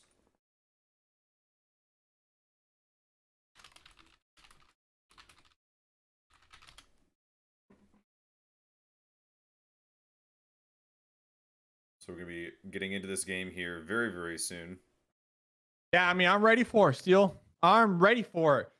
2 more games to go. You nailed it on the head. These teams that are not in that top 8 position, there's not a lot of PUBG left for them to breach that gap. Yeah, for sure. And the FaZe Clan's in 11th. Oh. FaZe Clan's in 11th. Oh, hate to see it. Did you go on a run, Dave? What? You sound out of breath. Oh yeah, I'm out of breath for sure, man. All right. I'll catch you in a second. Gotcha. So I think that I asked Dave this question in the previous game. What was that? Did I answer it? Yeah, the question about who below the top 8 should be getting into that slot. And honestly, after that last game, I'm gonna give it to Tempest just because I love. That's what I said. Well, yeah. Well, I agree with you then. 'Cause I just love the story of them winning that shed. Like that is gonna be a memory that I take with me, like forever in PUBG esports. It's like 16 people, like 4 or 5 different teams, all dying for that one. We need the clips. Someone send us those clips though, because I'm busy over here casting with Steel. I can't go and clip it. Please, we need the clips, and it's gonna be probably like a 2-clip thing too, because it was a pretty long and drawn out. Dude, write me a documentary on that, shed. I'll watch it. You know, the meme where Wolverine is in bed holding the picture frame, and then the picture frame is that the shed is in the picture frame. The shed's in the picture frame. I'm remembering. Someone make that, send it to me. Send it to me. No one's gonna make it. Let's be real. But it's a good idea. We gotta make the meme ourselves in that case, Dave. We gotta be the memers that we always knew we could be. Oh man, it's good. That run was good. Nice mid-game run. We're gonna be going now though into game number 5 on to Erangel once again. 2 more left. 2 more left before we close the night out. This flight plan looking mirrored from the previous one, this time northwest to southeast. So previously we did see ENTS react to this by heading up toward South George. So I'm wondering if they're going to be going here again, or if they felt like in the previous flight plan, because South George was so late, that they could get to it for free. Because I feel like South George as a location it's very rare for it to be completely empty and completely uncontested, especially considering it can usually house at least 2 teams. South George? South George, yes. That's where ENTS they went their last game, right? They had it all to themselves. I mean, what? I still don't understand. They had it all to themselves, but then it was like circle number 4, and we had only 2 ENTS members alive, and they were on opposite ends of the circle. I don't know how they managed to pull that one off. I mean, there was only 2 teams in the whole entirety of the West Side as well on In the on beginning, that last yeah. at the beginning at least. I wasn't watching when they rotated. I remember at one point, like Omakin and like 3 other teams were all here near the Gatka split area. Then we had El Yeah. Gig there as well. I don't remember if or How did they get when split? Ents moved in. Oh. They might have Like- overlooted, honestly. If they're yeah. not comfortable or familiar with like the timings for South George compared to Rozok, they might have sat there for too long. That That might have is been the case. that's pure speculation though, because I actually didn't, watch No, it. I know. That makes sense Neither to did me. I. But I mean, it only makes sense, right? Because I mean, Yeah. there was only 3 teams in the West, but somehow they managed to get separated. And like you said, they had South George all to themselves. That's most likely not going to be the case this time around. Yeah, Navi's close. They're close. They are dropping right near them. If I'm Navi, yeah, especially after last game, the amount of kills they had, they might be looking to start this one up once again. Their engines are revved high on the heat right here. They're 1 point from getting on into that top 8 here, Seal. 1 9th point. place. And they're going to be feeling it. And they've honestly shown us in today's performance and previous ones that they definitely are a team that, I'm not going to say deserves to be in the top 8, but is capable of getting into the top 8. So definitely would not be sad at all to see them, especially after Kemba's astounding performance last game. Even if, most of those kills were kill steals or, flushes or finishes from other players, that doesn't mean that it isn't an impressive skill in of itself. Points are points after all. However, in the kill feed, we're seeing DA actually spreading out from Rozok. Now they've won Rozok, they're setting their eyes onto Exalt, and I don't know if you remember Exalt, but isn't this the team? Yes, this is the team that kept screwing with them in Rozok. I mean, honestly, if you're DA, you got 2 more games to go. You're sitting at 110 You're points. getting You're in. actually tied with Liquid. Yeah, I mean, I don't know. They're only, I guess, 20 points. They're only 20 points in the top 8. I feel like that's still not a lot of breathing room, though. Like, if they get taken out in 16th here, I feel like the last game could kind of be sweaty, depending on how it is, Seal. It is a stretch. It is a stretch. So a 20-point gap on its own, I would agree, but there's a lot of teams that are within that 20-point gap. So that's what's making me feel a little bit more comfortable about them. They're safe. At the end of the day, Metralius won. So it's like that is such a power move from Metralius, because this wasn't the team that was dropping on them. This was the team that kept, like, oh, I'm gonna send Shiv over here and just go up to Water Tower Hill and shoot him in the back, and now DA get their revenge. Yeah, you remember that? It was always coming up from that Water Hill. So actually, I don't think it was Exalt. It wasn't Exalt. Exalt was the 3rd team. Yeah, they were always the 3rd team. Second one being Ents. Who was the 2nd team though? It was Ents, dude. You really? I think it was Ents too. I don't remember, but I agree. I'm trying to remember, because like they always had 2 had to have been Ents, right? They always had 2 players that dropped in this building every single time. Okay, yeah, I was there was one here. Yeah, so and because like I think they're the only like team. Rustamar. I remember Rustamar. Yeah, Rustamar. You're absolutely right. It was 100% Rustamar. Always sniping. Well, enough of that. Zone has popped. Memories.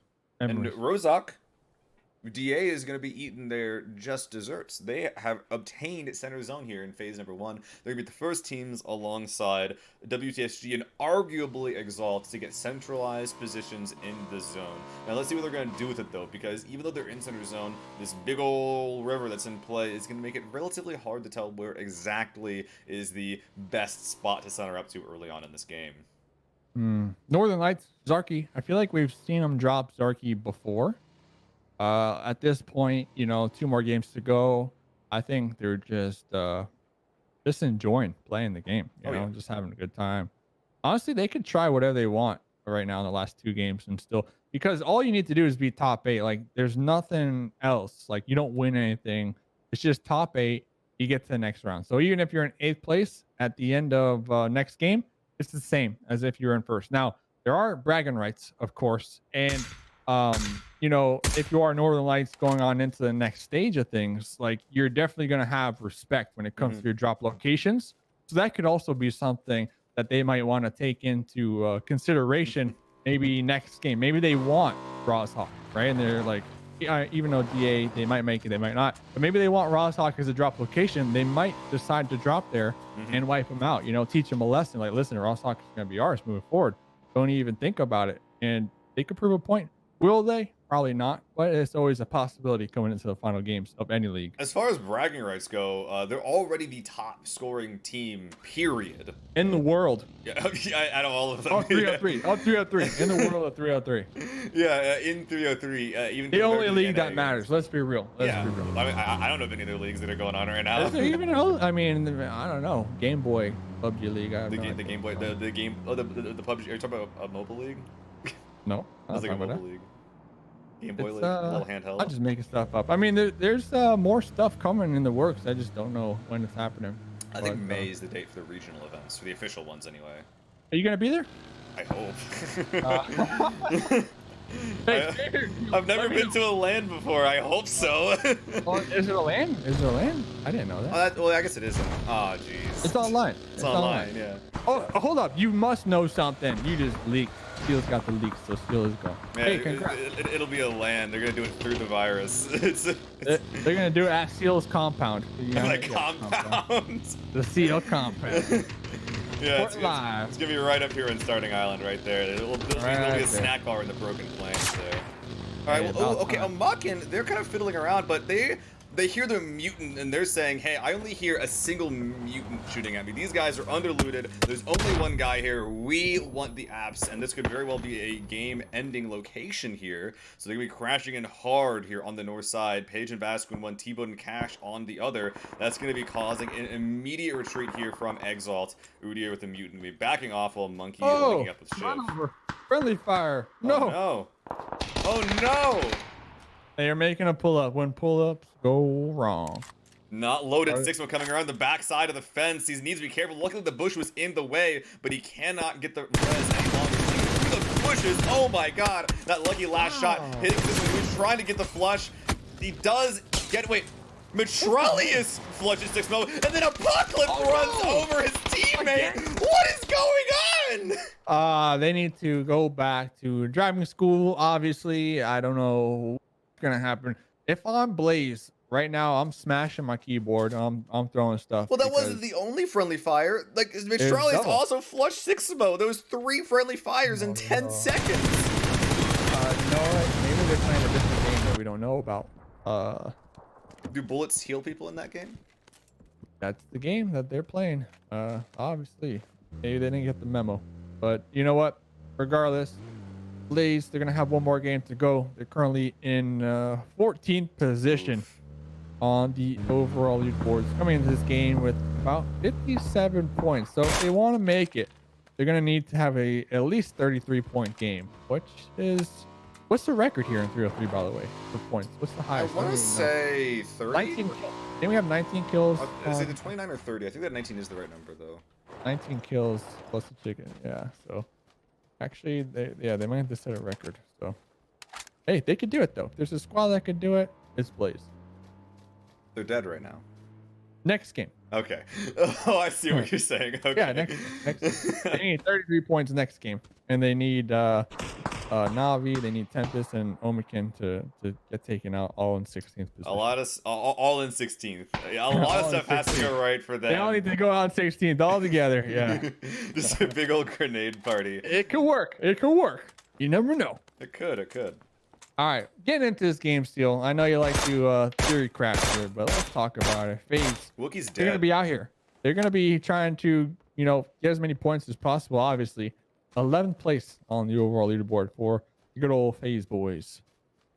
Well, they just got 1 kill point, so they're making their way a little bit further up the leaderboard. Sadly, the interview boy himself from times of yore, which is 10 minutes ago, will be going down here early on. He's gonna be scatting while Tomo, Clib, and Pixel 1K gonna be making their way around the location that FaZe is holding. Look at this, it's like a little safety net. Well, a danger net, I guess, for anyone making their way over here. But with the phase 2 popping, it's going to be hard shifting over to L-Gig and Adepts. When they're teams that both really need a good game right now. And now in phase 2, they find themselves centered up.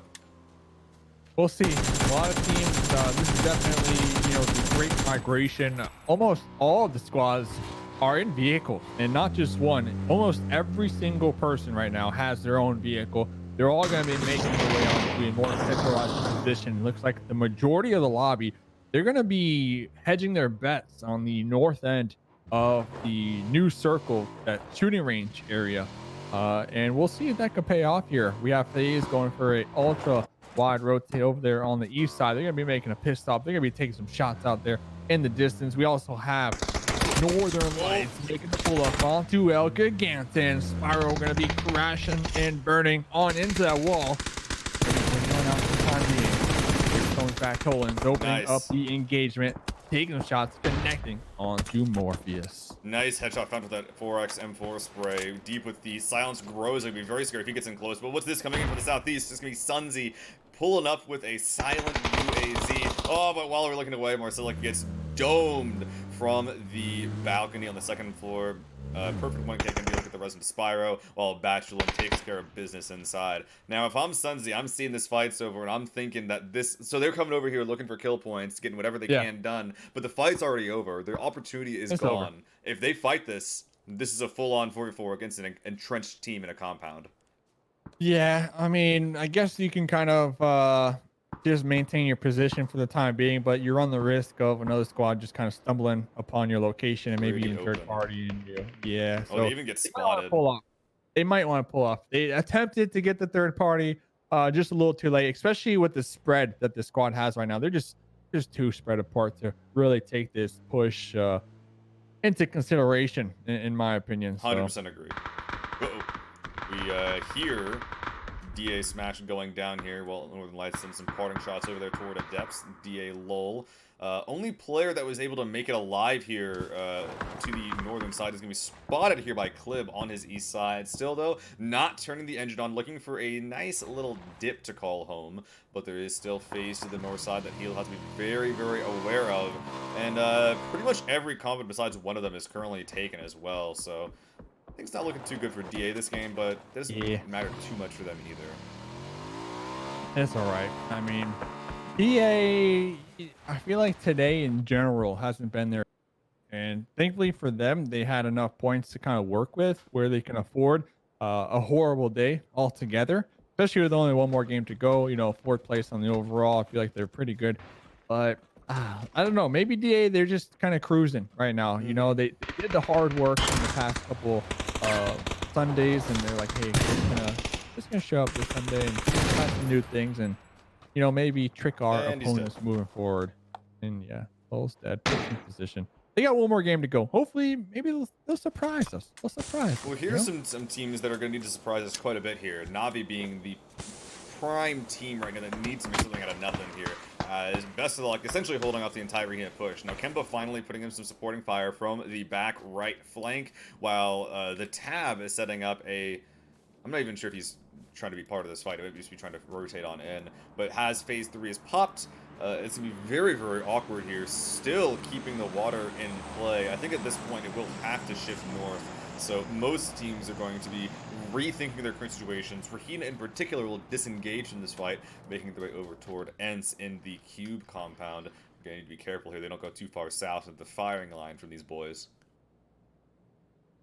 Talking about the firing line. Next circle does going up, and we have a firing line. That inlet kind of going right smack through the middle still of this circle here. Still, that's awful. Going to be quite the deciding factor when it comes to squads on whether or not they want to play the north or remain down there in the south. And it is going to be interesting because we have majority of the teams actually going to be favoring the northern side, and it's getting quite congested here as we check out and look around. Silent pull up. Navi currently unaware of this bike with this engine off. Quizzy dismounting. Orange getting down low as well. This could be a couple of nice cheeky kill points that Unity could find. They have spotted Besselok, but it looks like he has some level 3 armor. They need to get some nice shots. Only landing one on the ambush. Beautiful reaction from Besselok. Oh, that's a Mark 14. You do not want to take a peek battle against one of those. However, he is in a 2v1, but with the tap and finding long range cover fire, might even take down Orange. This is looking like it's going to be going from bad to worse here for Unity, especially as Team Liquid is added to the mix.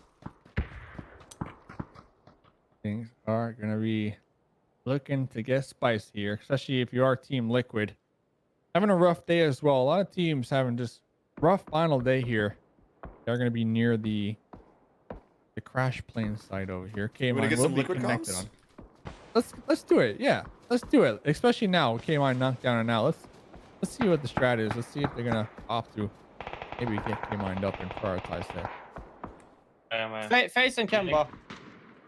Is this Navi and Navi and Unity? Unity. Navi is 3 up and then Nox. I think Navi is the left team and Unity is the green team. I see think the right They're team. close. They're close. I'm falling back. We're getting pushed. Who is from the close? South. Nuki and they're okay. pushing south. So fucking. They're south. I'm running towards Unity right now. Yeah, we just need to kill these guys. It's only me and Navi's you. 1 up. Navi 1 up. The Sana boys are following us. I hear Yeah, shots close south of I'm me. running with the blue.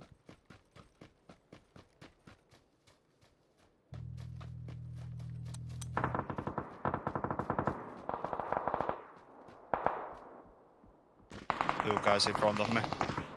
Just behind me. I'm dead. The fuck face is here too. They're in the blue, by the way, still. One right tree, Somewhere on far blue right marker. tree. Yeah, I know. In the blue where? Oh, Like blue marker. there I guess. He died in the blue. That's the guy talking about. And it doesn't matter. I saw these two guys. Right next to me, Max. Someone in blue. Yeah, I saw. Different team. No, it's not. It's Rahina and Unity in front of you. Yes, it is.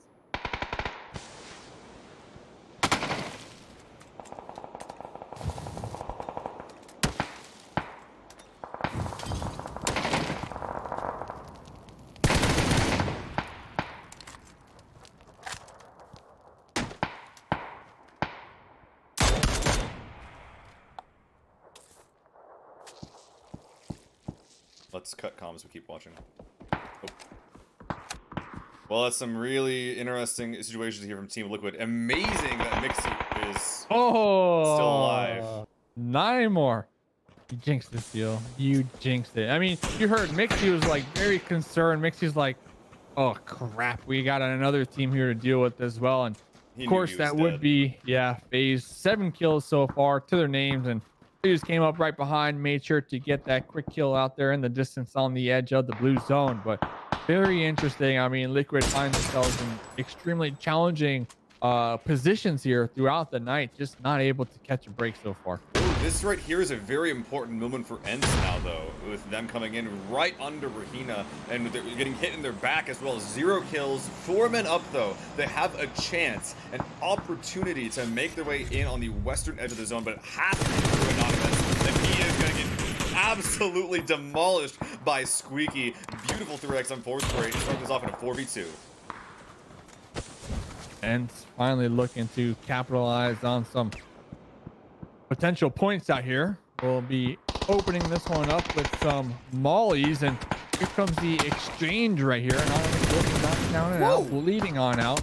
Game Stars trying to get the nice connect out here. Mize gonna be, whoa! They just 2v4'd. lasering. Oh! Wow! Okay, I respect that.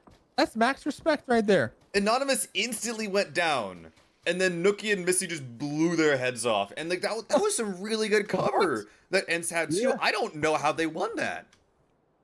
You know what? They did. All right, that's all. Good stuff. That's all you need to know about. I mean, I feel bad for like them having this rep as the second place team. That's not second place play. Regardless, second place team, that's a good rep, especially when you have all these other teams just fighting for the scraps that they could gain here within the EU 303 league. Very good point. But like we said, you know what? Second place, of course, after getting it about 20 times, you're going to want that first place eventually. Yeah, you're going to be real hungry for it. They're finally getting the res here on to Anonymous. Took a little bit to get that one, but they have some time with the zone. In the meantime, FaZe and Northern Lights here on the northern edge going to be sharing this bit. Surprised that Northern Lights have been able to make such a wide array of strategies working out, whether it be Millie to Zarky. They couldn't get to Millie this game, but the Zarky drop for them surprisingly working out, probably due to the proximity it was to this current zone. In the meantime, though, there's still a couple of teams that need to make their way up onto this island. Actually, I think it's just exactly Exalt who are I'm gonna call it what it is. They're cowering in this garage. Okay. Seal. Okay. If Was you that feel too like aggressive? Was that very aggressive? I mean, honestly, I don't know what their options are. They have a UAS. They're not going to be in the next circle. They have a bridge that's somewhat in the blue that they could potentially use to quickly boost on over there. But WTSG, they are looking right down from the trenches in this direction. Exalt, they're going to have to swim across the water. Regardless, they're just dead, you know, on site pretty much. They really have nothing else Are to they dying lose here. Oh, that's... Oh, Yeah, my... but you have to deny the points. You have to deny them. Yeah, you gotta. It just sucks to They do don't that in have phase an option. 5. They don't have an option. Well, WTSG going to be clearing at the southern edge. They have a great big old wrist to work with, and they're going to be making it really worth its weight in gold, getting the knock and the flush onto Alea GG. They're getting hit in the back, though, but Ire is able to make his way back down into cover.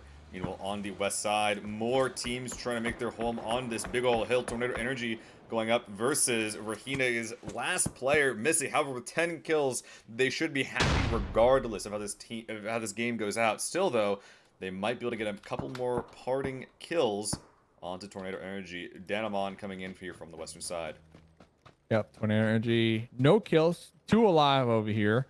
One team that has really been dragging out this game, I gotta say, FaZe. They got 9 kills. Holly having 3 of those kills before getting knocked down and out, but they still got Ubo. They got Fuzzface. They got AT up and Adam over here in the west. You want to see what they have to say?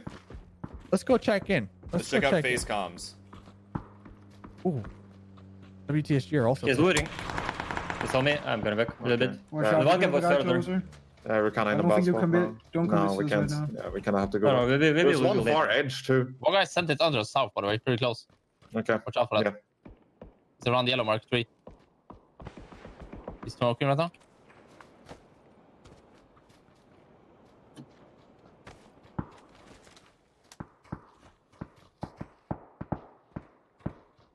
If someone goes away, you want to push them.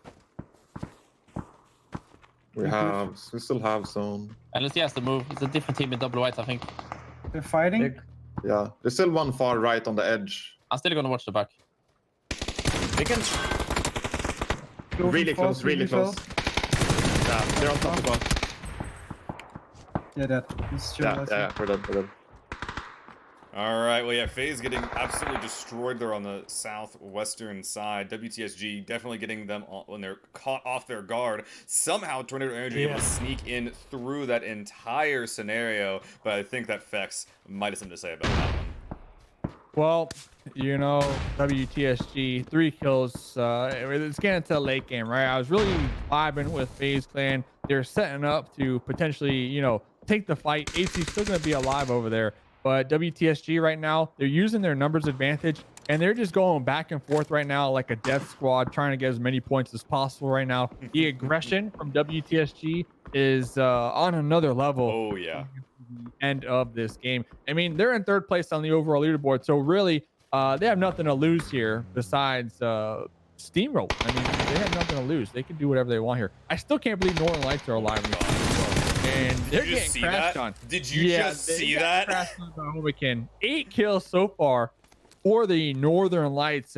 Another heavy hitter in this lobby. Currently in 1st place on the overall leaderboard. And you know, Patolan's taking some victory shots. He's I mean, excited. Why not? Why not, right?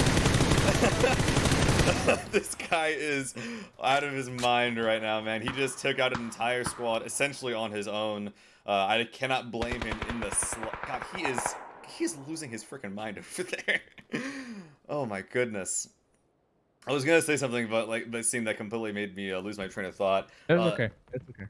But yeah, like so all the teams that we have left are really high kill teams. It has like LGig, besides LGig. But you were talking about WTSG rolling around like a death squad, and at this point, you know, the entire early in the mid game, they've just been biding their time, they've been chilling out, and now, dude, they're ready to play the game. They're ready to actually take control, really capitalize on their format advantage. By the way, 10 players alive in phase 6. There's a lot of dead people this game. A lot of dead people. 4 teams remaining. WTSG looking to take out the Rat, aka AC, carrying inside the compound, trying to survive just a little longer. Meanwhile, on the opposite end of this circle, the Northern Lights going to be in a compound as well. Big game for El Giganten. They've been slowly but surely improving every single game here tonight. If they make it into that top 8, I want to say they've had one of the biggest comebacks, because coming into today, they were way down there. I feel like they were 15th or 14th. Yes, they're only in 12th place so far. 15th, yeah.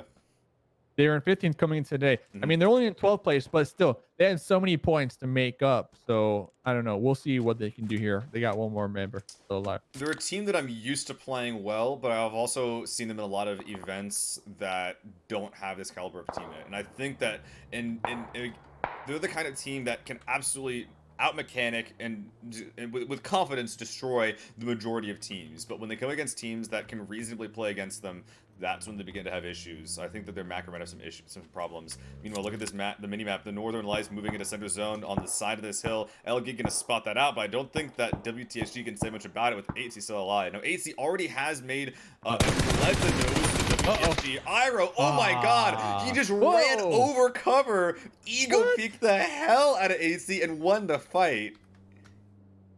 Okay. Well, that happened, and you know what? Almost immediately, we see the squad mates from the Northern Lights starting to be moving on out, getting a little bit closer. I'm gonna get Northern Light comms here. Let's go check in. Yeah, let's go check in Northern Lights. They got 3 up. It's gonna be a 3v3 up here in the north, and they're starting to fight.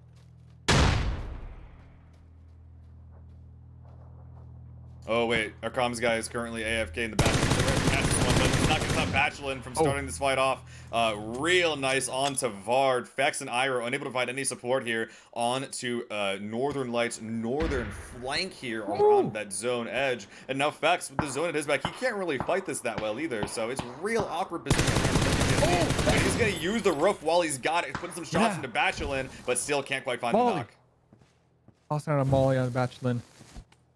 Bachelin might just be out of range. No, I take that back. Bachelin is right there. This one should burn him. Is it going to connect? Bachelin, don't back up any further. Bachelin is on fire right now. Should be good, though. Like you said, next circle is going to go on up. And you know what? Perfect 1KS is going to be able to potentially gatekeep. El Giganten looked like they were making their way on up to WTSG. Iro having to defend their southern flank over here. Now the cards are stacked in the favor of Northern Lights. I gotta say, they have the better position within this new circle seal. This sucks for WTSG.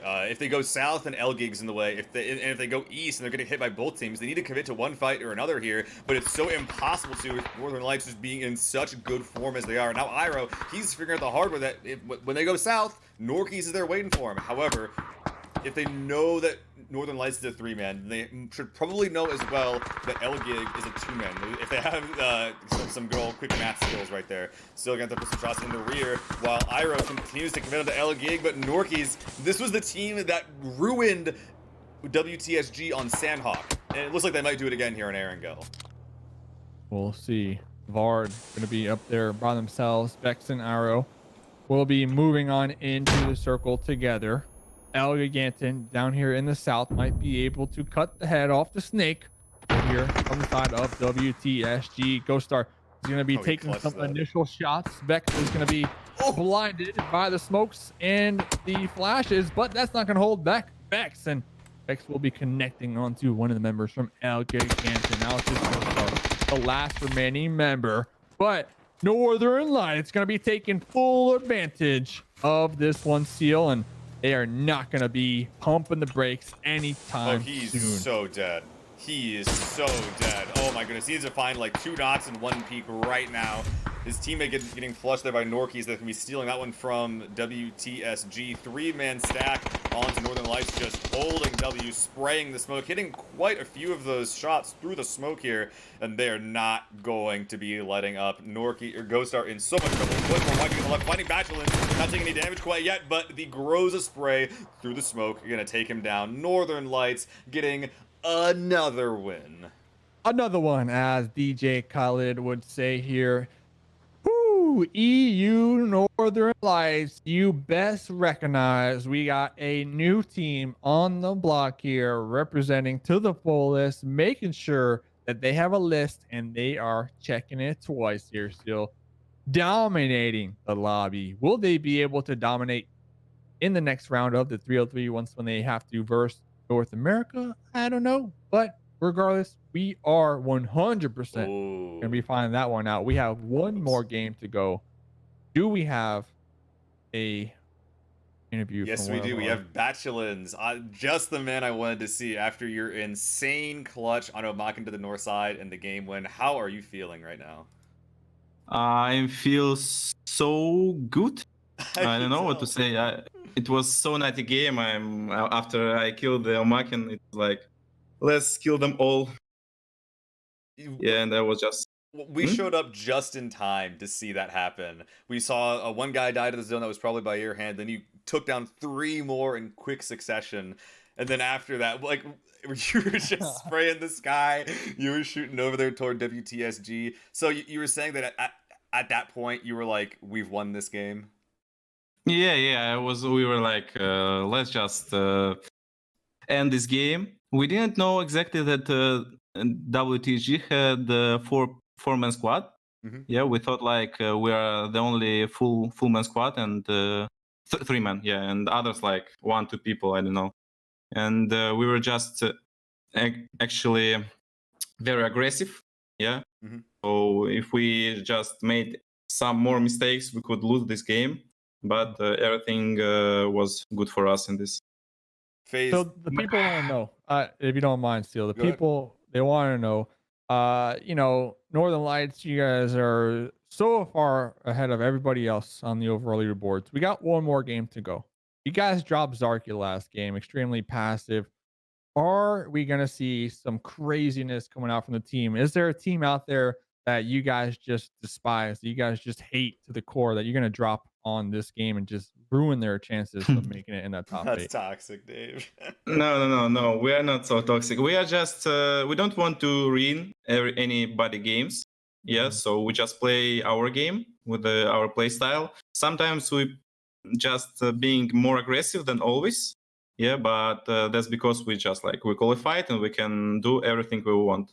But we don't have a plan to hot drop like FaZe Clan or other teams who are in the middle of the leaderboards. So just let them play, and that's all. Very honorable of you. Last question before we send this off to a break. What do you expect your team's performance to be like going into the championship, playing against the top 8 teams that the NA and the EU could put up here for the 303 Royale? I can't actually say what can I expect from our team. We're just gonna play our game and hope we're gonna get good circles at the beginning, so we can have more confidence, yeah, in our game if we start good. Yeah, but we'll see what we can do in the finals. Yep. All right, well, best of luck in that best of 14 at the end of the month. Thank you so much for your time, Bachelors. You can go ahead and go back to your team now. We will be taking a quick break. When we come back, the last game of the day and of the qualifying rounds will be coming up to you guys soon. I'm Seal, joined by Dave. We'll be seeing you guys then.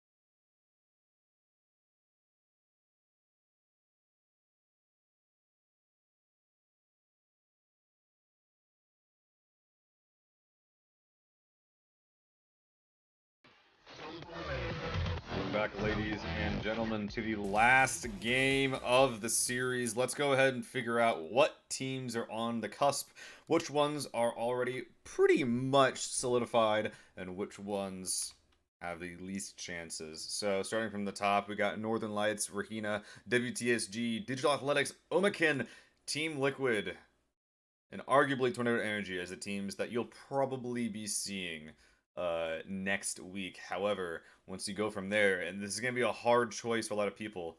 Well, maybe not when it comes to FaZe Clan, but in my opinion, it's going to be a hard-fought victory for a lot of these teams. FaZe Clan very close, but still in the best position of the lower 9 teams. 96 points.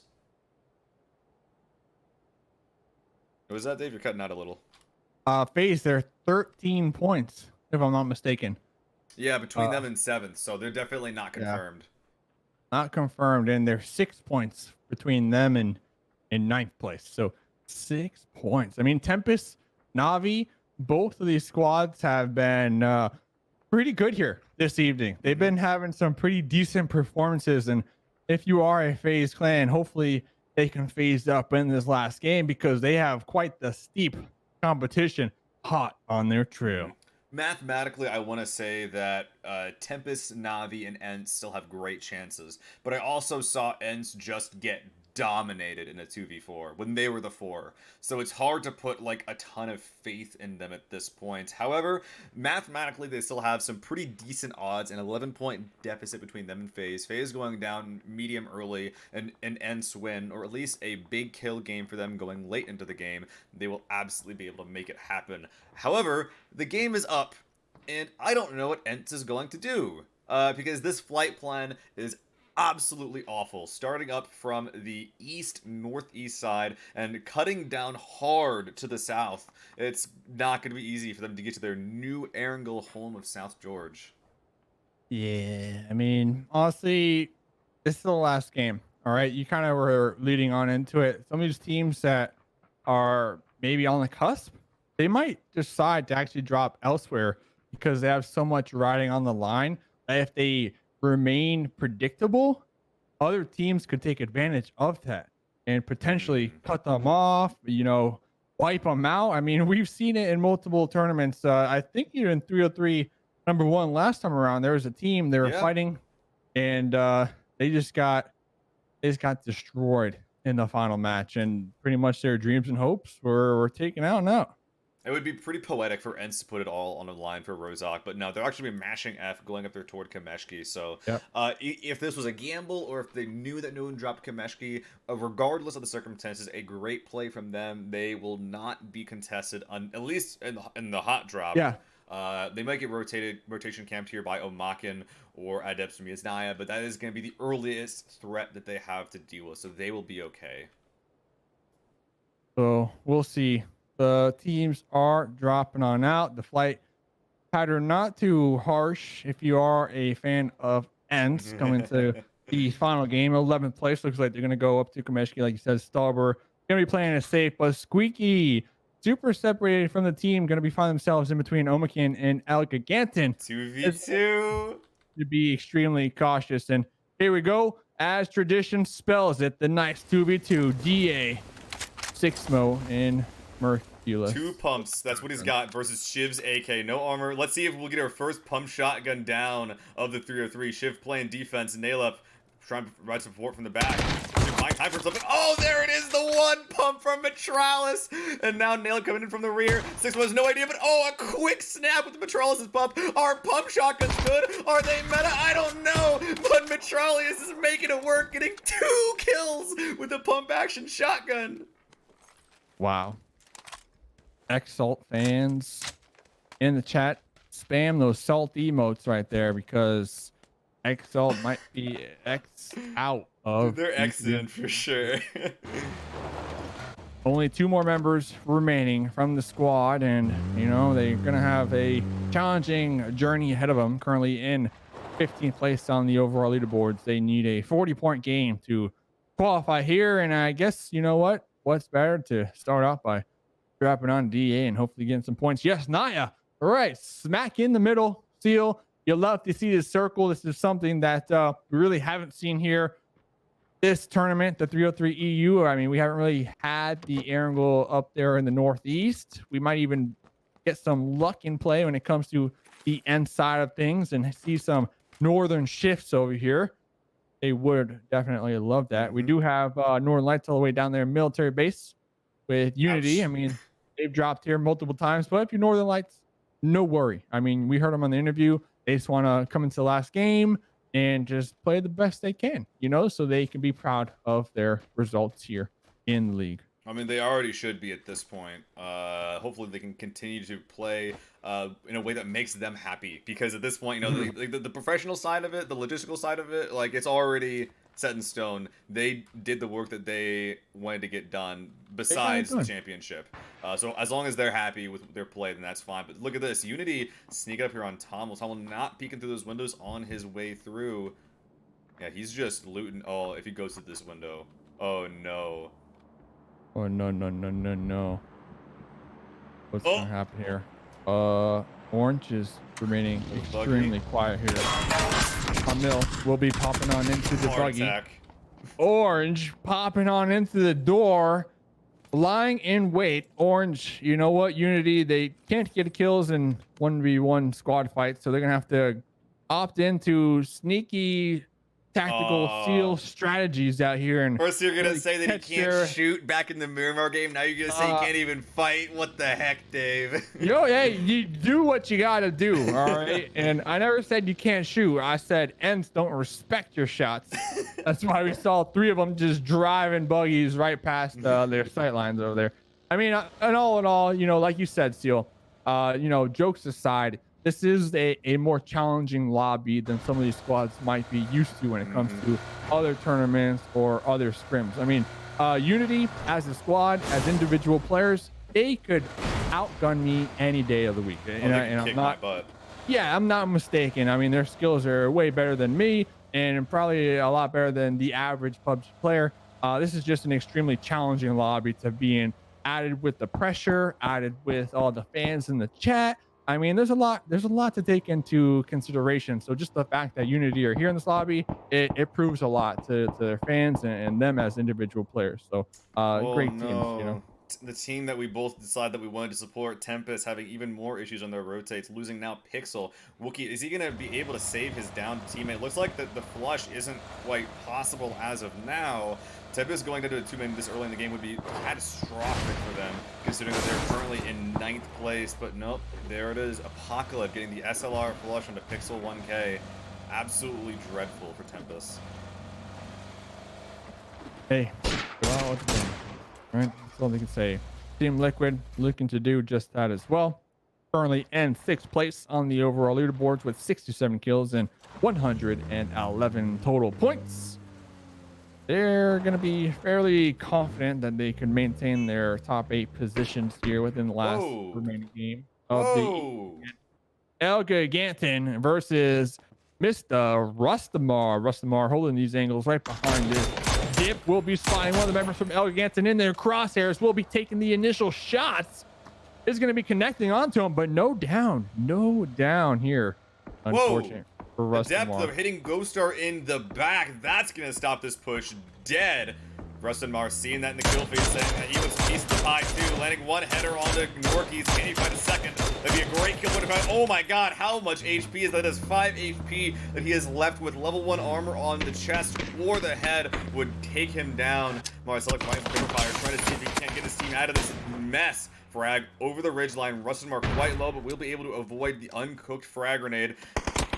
Marcelic, he's provided the support his team needs to disengage from this. Now he's going to get out of this himself. Although, Digger getting close. He doesn't want to let him go, dude. No, I mean, it's a kill.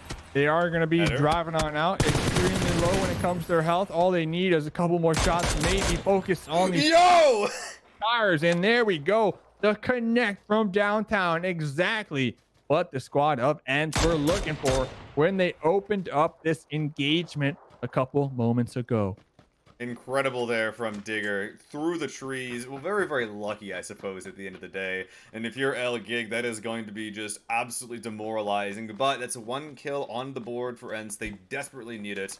Going on 7 minutes into this game. And very, very interesting that they actually didn't call their buds in from the right side, from the southeast as well. They were confident enough in that 2v4, and they ended up being correct about that.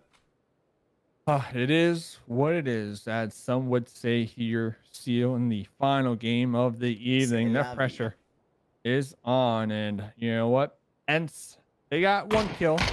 After all that, everything's said and done. Looking over here, Wookie Bookie, 1 of 2 last remaining members for Tempest. Remember, Tempest, they need quite the game. They were only 6 points behind that 8th place position, but right above them is the good old FaZe clan. Yeah, that's not a team you would be close to right now, especially considering what they know they have to do to get through this. It feels like they're constantly put in situations where they gotta play well, but Northern Lights will be rotating on by. Let's see if FaZe can maybe show them who the real big dogs are. AC on the left. Now he's going to be corralled directly towards Ollie. Perfect 1K can really survive this one. You really want to find these knocks. 1K is able to blow through here. Spyro and Bashel, and using the low ground near the Lipovka shoreline to sneak on by. The 4th player from Northern Lights, much further south. They should be able to rotate fine past this attempted rotation camp by FaZe. Let's see what's going to happen. FaZe, no kills so far. If you are FaZe, I mean, you finally breached that top 8, right? Coming into the last game by only 6 points. Like, you really can't afford to get extremely aggressive here, at least in my opinion, because there's still 16 squads left. I mean, we're only 9 minutes into the match, for goodness sake. So there's a lot left when it comes to this game, but you got to be extremely passive, Seal. You know, you can't get into an engagement and lose it. So we'll see what FaZe ends up doing. Personally, if you are FaZe, I feel like all you need to do, make it into late game, you know, with 4 alive, obviously, and maybe a couple kills, but they're safe. So far, they're safe, especially with Tempest already knocked down to 2. Yeah, and that's why they're rotating right now. Instead of going really ham on that Northern Lights team, they're going to be grabbing some of these garage compounds in the shed nearby, and even Holly's spotting out the wide open compound here next to the Mansion Forest. Not sure how good that spot is, but it's open, it's free, and now they've got it. Northern Lights as well, going to be able to jockey position a little bit to the northeast side, but FaZe very centralized. Very, very nice play from them. Meanwhile, Amaka looking like they're going to be sending Danyman out of this game, and oh my god, his buggy, as it was spinning out, hitting himself. LA GG, yeah, we see the mini-map there, not coming back. And with the explosion coming in, Vast be able to find that flush onto Danyman.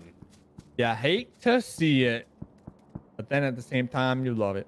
You know, if you're Vast, if you're Vast, especially like if you see him run himself over, you're cackling, dude. All right, ladies and gentlemen, remember, this is the final game of the evening. One of these special features here of the 303 League. Let us know who we should listen on into. Who have we maybe have overlooked here today? Who haven't we had the opportunity to listen on into? Remember, not all the teams are in the Discord. So with that being said, they have to be in the Discord in order for us to listen on into them. Does he? Let us know in the chat. Oh, goodness. Nookie, his headphones not quite cranked up high enough. Sun's able to get the drop on him.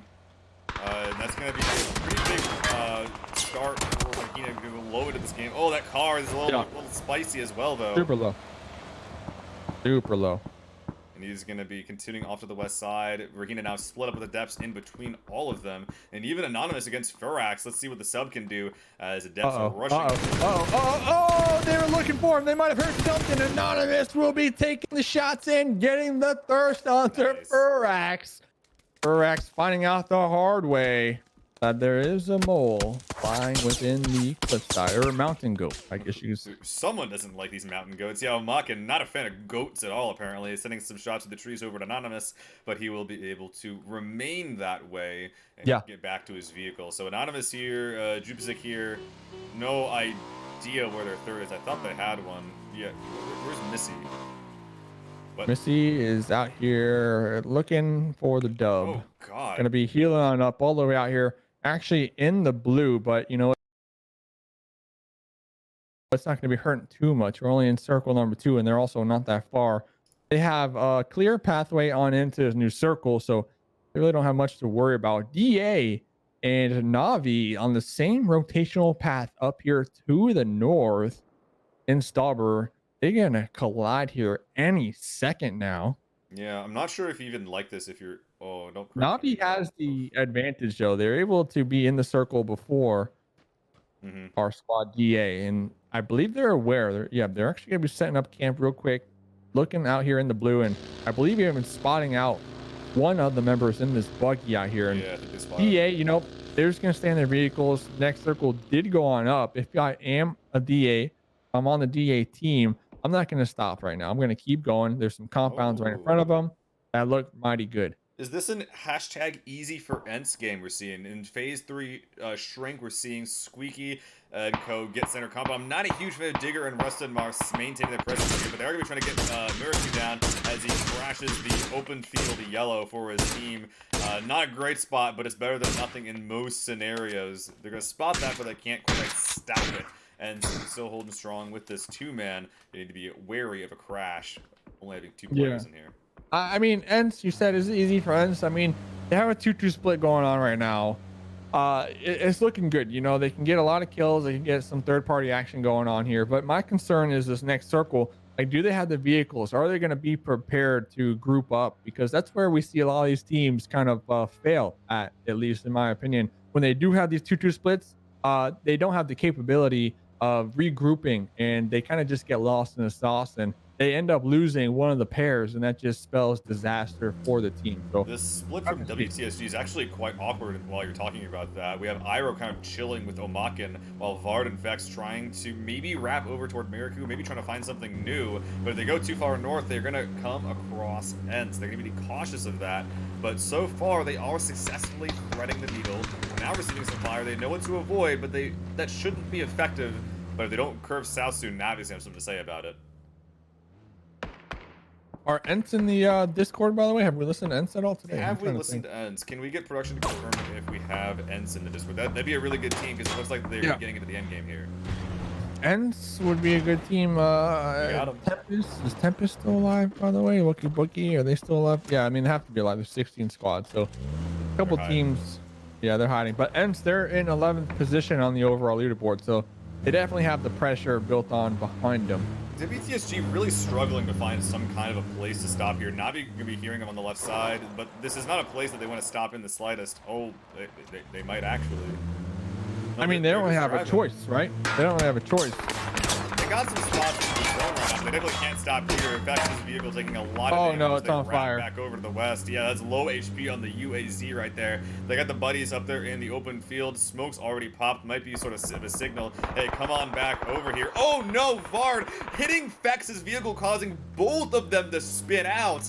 Yeah, Vex is going to be forced to dismount. Vard coming back to try and pick up his teammate. My bad for almost getting us killed. And they're both been continuing on. Maybe back toward Yaz, maybe back over toward Miraku. But Iroh already linked up with his teammate Miraku. Liquid is actually taking their old spot. I hope they don't think it's certainly is not. Vard is driving right on into the death trap of Liquid. Melman, though, from the south will be connecting onto Jeems, as Jeems was taking shots on Vard, the ultimate bait from WTSG. They are driving everywhere. They are receiving fire from multiple squads right now. Iroh will be connecting on Mixie through the bars of the window. I believe Mixie should be a safe revive, but Team Liquid, they need to be extremely cautious. And we do lose our first team of the final game here tonight. Oh no, in EU. It's happening. They got too greedy. Northern Lights, 4-man crashing. Spyro already getting knocked already. Reinforcements from Ents is coming in from the side, but they gotta pull them off until they get here. Batulin spot on the shot, but perfect 1K flanking around the oil tank on the right side. Is this enough from Northern Lights to take down our 303 championship hopefuls? Listen, we asked Northern Lights, what squad do they want to fight this game? What squad do they want to gatekeep on the overall leaderboards? They said nobody. But I don't know, pulling up on Ents like this is Ents' final chance to make it on into that top 8. Let's see what They're in Ents have to say. 11th position. Let's listen on in as they defend their compound. Mä oon ihan valoissa. Onks Chatelle sisällä ketään? Toinen tiimi tuli tuohon säkille. Mennään tappamaan. Puskee Mansin jälkeen. Joo, tää on toinen tiimi. Täällä on toinen tiimi. Mennä läkkään. Sillatko? Satelliitista yksi. Joo.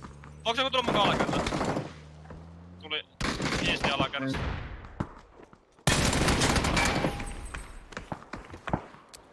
Katsoks sä rappu sieltä väreessä? Joo. Kyllä lisää autoja tähän.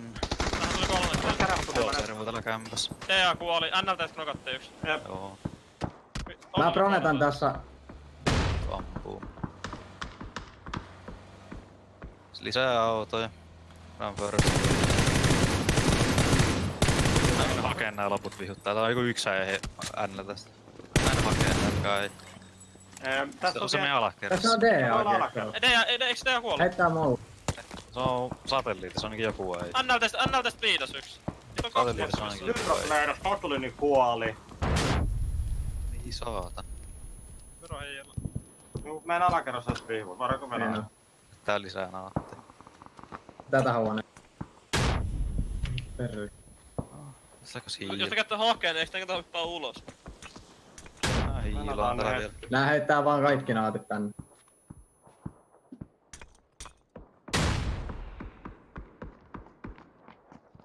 Se on sisällä, sitä ammuttiin tuohon pihalle. Mennäänkö 3 sinne? Se ampuu näitä nimittäin. Koittaa tuolla Nordessakin on. Alright. Ents doing what they can. Let's go ahead and see what else is going on around here. There's a huge barrage of utility explosives being used here by Northern Lights, but they're also kind of playing together, making sure no one comes in from the north. L-Gig actually getting suppressed previously by that. So kind of a 5-man squad over right now, but the ceasefire has stopped. Knocked down and out. This is exactly what Ents do not need right now. How many grenades do Northern Lights have? Rustamar are going to be holding the door. We'll be connected on. We'll be connected on both of them with 4 kills so far. Going to be taken down and out. The Northern Lights getting their lights knocked out. It wasn't entirely obvious, but Digital Athletics also crashed that compound while that was going on. Very, very strange DA we're seeing right now. But look at that. The tab getting taken. Oh, Rustenmar, you got a clean shot on your arm, my friend. Yeah, the mini. I mean, this is the game they need to pop off still. They need this so bad here. I'm looking around. We're down to 11 teams. FaZe, where are FaZe? Did we lose FaZe? No, FaZe, they still have 4 alive. They're going to have 3 kills. Ooh, that's a Remember, they're trying to maintain their position in that 8th place. Tempest, though, on the other end of this, I'm looking for Wookie Bookie and Climb still alive as well with 1 kill so far. Navi, 10th place. Is Navi alive? Navi is alive still as well. No kills. Team Liquid able to make it to some of these pylons in the middle of this field. 1 for Ibby, 1 for K-Mine. Although Ira are able to find Ibiza, going to be probably flushing him very soon. The kill that we're seeing, Ents versus L-Gig. 1 trade happening so far, but FaZe will be wrapping over in that direction first. This could be a very, very ugly fight. Holly being left behind while Fuzzface and Uba make their way in. This could be it for Ents. Is it easy for Ents? Ents' compound will no longer be in play here. They're going to be taking shots at FaZe Clan as FaZe are going to be driving on by right past them. FaZe driving on into Elga Ganson. Remember, FaZe, they're in that top 8 position. Ooh, but I do believe they had no kills, right? Did they have no kills? Ooh, I have no idea. I think, okay, well, this is going to be extremely close. So we're going to need to pay attention to Tempest, Navi, and Ents. That's the 9th, 10th, and 11th place squads here. Now, if you are on the side of Tempest, they're currently with 2 kills, but they're only down to 2 members alive. Ents on the other end, they have 2 members alive as well, but they have a couple more kills underneath their belt. 5 to be exact. Oh my god, this is so close to so many teams. Meanwhile, a bunch of real big boys still have some full-man squads. WTSG, Omaken. But Navi on the north, another team that we haven't talked about that really wants this as well. And they still have 3 players up, as well as a pretty much completely clear northern edge of the zone. I'm not sure how valuable that's going to be. That doesn't really give them much. But right now in Phase 5, they're one of the only teams here that really isn't under a ton of pressure at the moment. They're trying to really tie the noose around Morpheus. Well, real quick, let's take what's going on to the south side. Blaze coming in for Omaken on that southern ridge line, while Yasnaya looking like it just has cleaned itself up. Tornado Energy finding a frag on to Sunzi. Yeah, I mean, obviously not to be like toxic or anything, but I kind of wrote off Blaze this game. I mean, they're so far behind on the overall towards 14th position altogether. Best case scenario, go out with a bang, maybe make some upsets, maybe crash on Omikin and have some good highlight plays to kind of end off the night. But honestly, Blaze, they're going to have quite the challenge ahead of them if they want to even think about qualifying. Meanwhile, though, N's still 2 alive. Squeaky out in the open, now repositioning, using all their smokes to try to get on into the new zone. El Gigantin, though, still that thorn in the side over here to the north, but they will be getting pinched down by Navi, down to just one more member, aka Mr. Morpheus themselves. And look who it is, the last remaining member, or at least one of them, of Tempest, trying to take the fight to Ents. Yeah, neither of these positions are currently in the zone. It's really, really hard to stay alive while it's solo to the south is still alive. And the same can be said for Cliff. He can't really move much with a duo sitting right above him. And his shed is not in play either. Both these teams in very, very similar spots. We do have WTSG going up against Team Liquid in the kill feed, but Tixu looking like he has somewhere in mind. Big old tree in zone. I don't know how long he can stay alive here, but every second, every team that goes down is points. Yeah, I mean, whoa, Navi crash! Navi crash on WTSG out here, and it looks like they, vehicle explosion. Molly on inside the wooden shack out here. Gonna be breaking that door, trying to get a better sight line on into here. And Mercury is just burning and have to pop out the front door. Man on fire, literally speaking out here. Tab, the last remaining member alive. And WTSG, they still got 2 alive out there in the distance. Bard actually dealing with Tornado Energy as well. So it looks like both of the duos on the side of WTSG were pushed on at the same exact time by Navi and Tornado on opposite ends of the map. Whoa! What K-Mind? He just got a double onto Navi and ruined their chances with a nice couple of grenades in the back. But Vard, he blows up LIGG. K-Mind's fine. Navi's done. Navi, they were in 10th place coming on into this game. I mean, how many kills do they have? Maybe 5 altogether? I didn't catch that either. I mean, the action is just erupting so quickly here. You need to really pay attention. But WTSG, Vard, the last remaining member, K-Mine out there in the distance. That tactical snake trying to burn everybody they can in the final game here. Blaze Esports making a player in the south side. They might not be in the it might be. They might not be able to make a huge game out of this, but they're one of the teams that are probably in one of the better spots this game, trying to choke Vard out of the game. As Phase 7 pops, though, the spot that they have found on the west side of this hill is not going to be in play. Really trying to suppress Vard. Meanwhile, keeping tabs on the east side, Ents still alive, but still having similar issues as they were facing before, which is to say, no cover at all. Omaken will tear them to shreds if they leave their tree cover. I mean, and 8 kills so far, right? 8 kills so far. Navi, they're dead. Tempest, they're also dead. Navi and Tempest were the 2 teams ahead of them. Same thing with FaZe. FaZe are also dead. So all 3 of those teams are out of the running. Hence, they need to survive. Tixu is knocked down, is bleeding on out. If you are Squeaky, you cannot afford to get this member up here. And Squeaky is pinned down themselves. He's really trying to just stay alive here. He's spotting out players, seeing if he can just get any kills, get a complacent points. He is going to die here. The only question is, what points does he get before he dies? Just came out on the right on that old yellow that everyone died over, kind of reminiscent of that shed in the previous aerial game. Omaken to the left and Blaze, but yeah, Omaken, they've got his number. He peeked up for a second and got hit by a shot in his shoulder right there. Squeaky takes a knee, immediately domed again. God, this guy is getting bullied, and soon he's getting bullied out of this game. Zone to his back, no helmet. Here it is. It's not. No smoke either. No smoke. Squeaky has no smokes at all. No cover.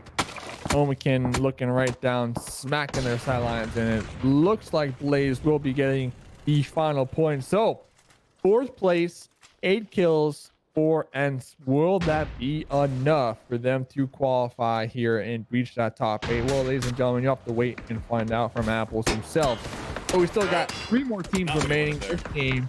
Now 2 teams remaining in this game. Out of all the squads, I would have never guessed Blaze would be in the running to get the final chicken dinner here. Do we have Omaken comms? We do. Let's see if we can't get some Omaken comms here as they're lighting up Lipson. Let's go. What a FVF. Debon, I can come with you, Debon. I'm taking car. I'm netting over. I'm just playing with you, They're Brian. good. They have They need to move. They have nowhere to play. Just play slow. Oscar, Don't let speaking them for the Don't I'm let going them inside. We can chill. He's sending with the car. I might pick this. He's pulling a big line. He's going right side again.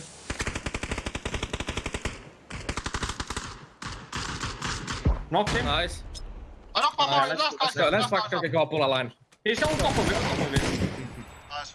Let's go. Let's go.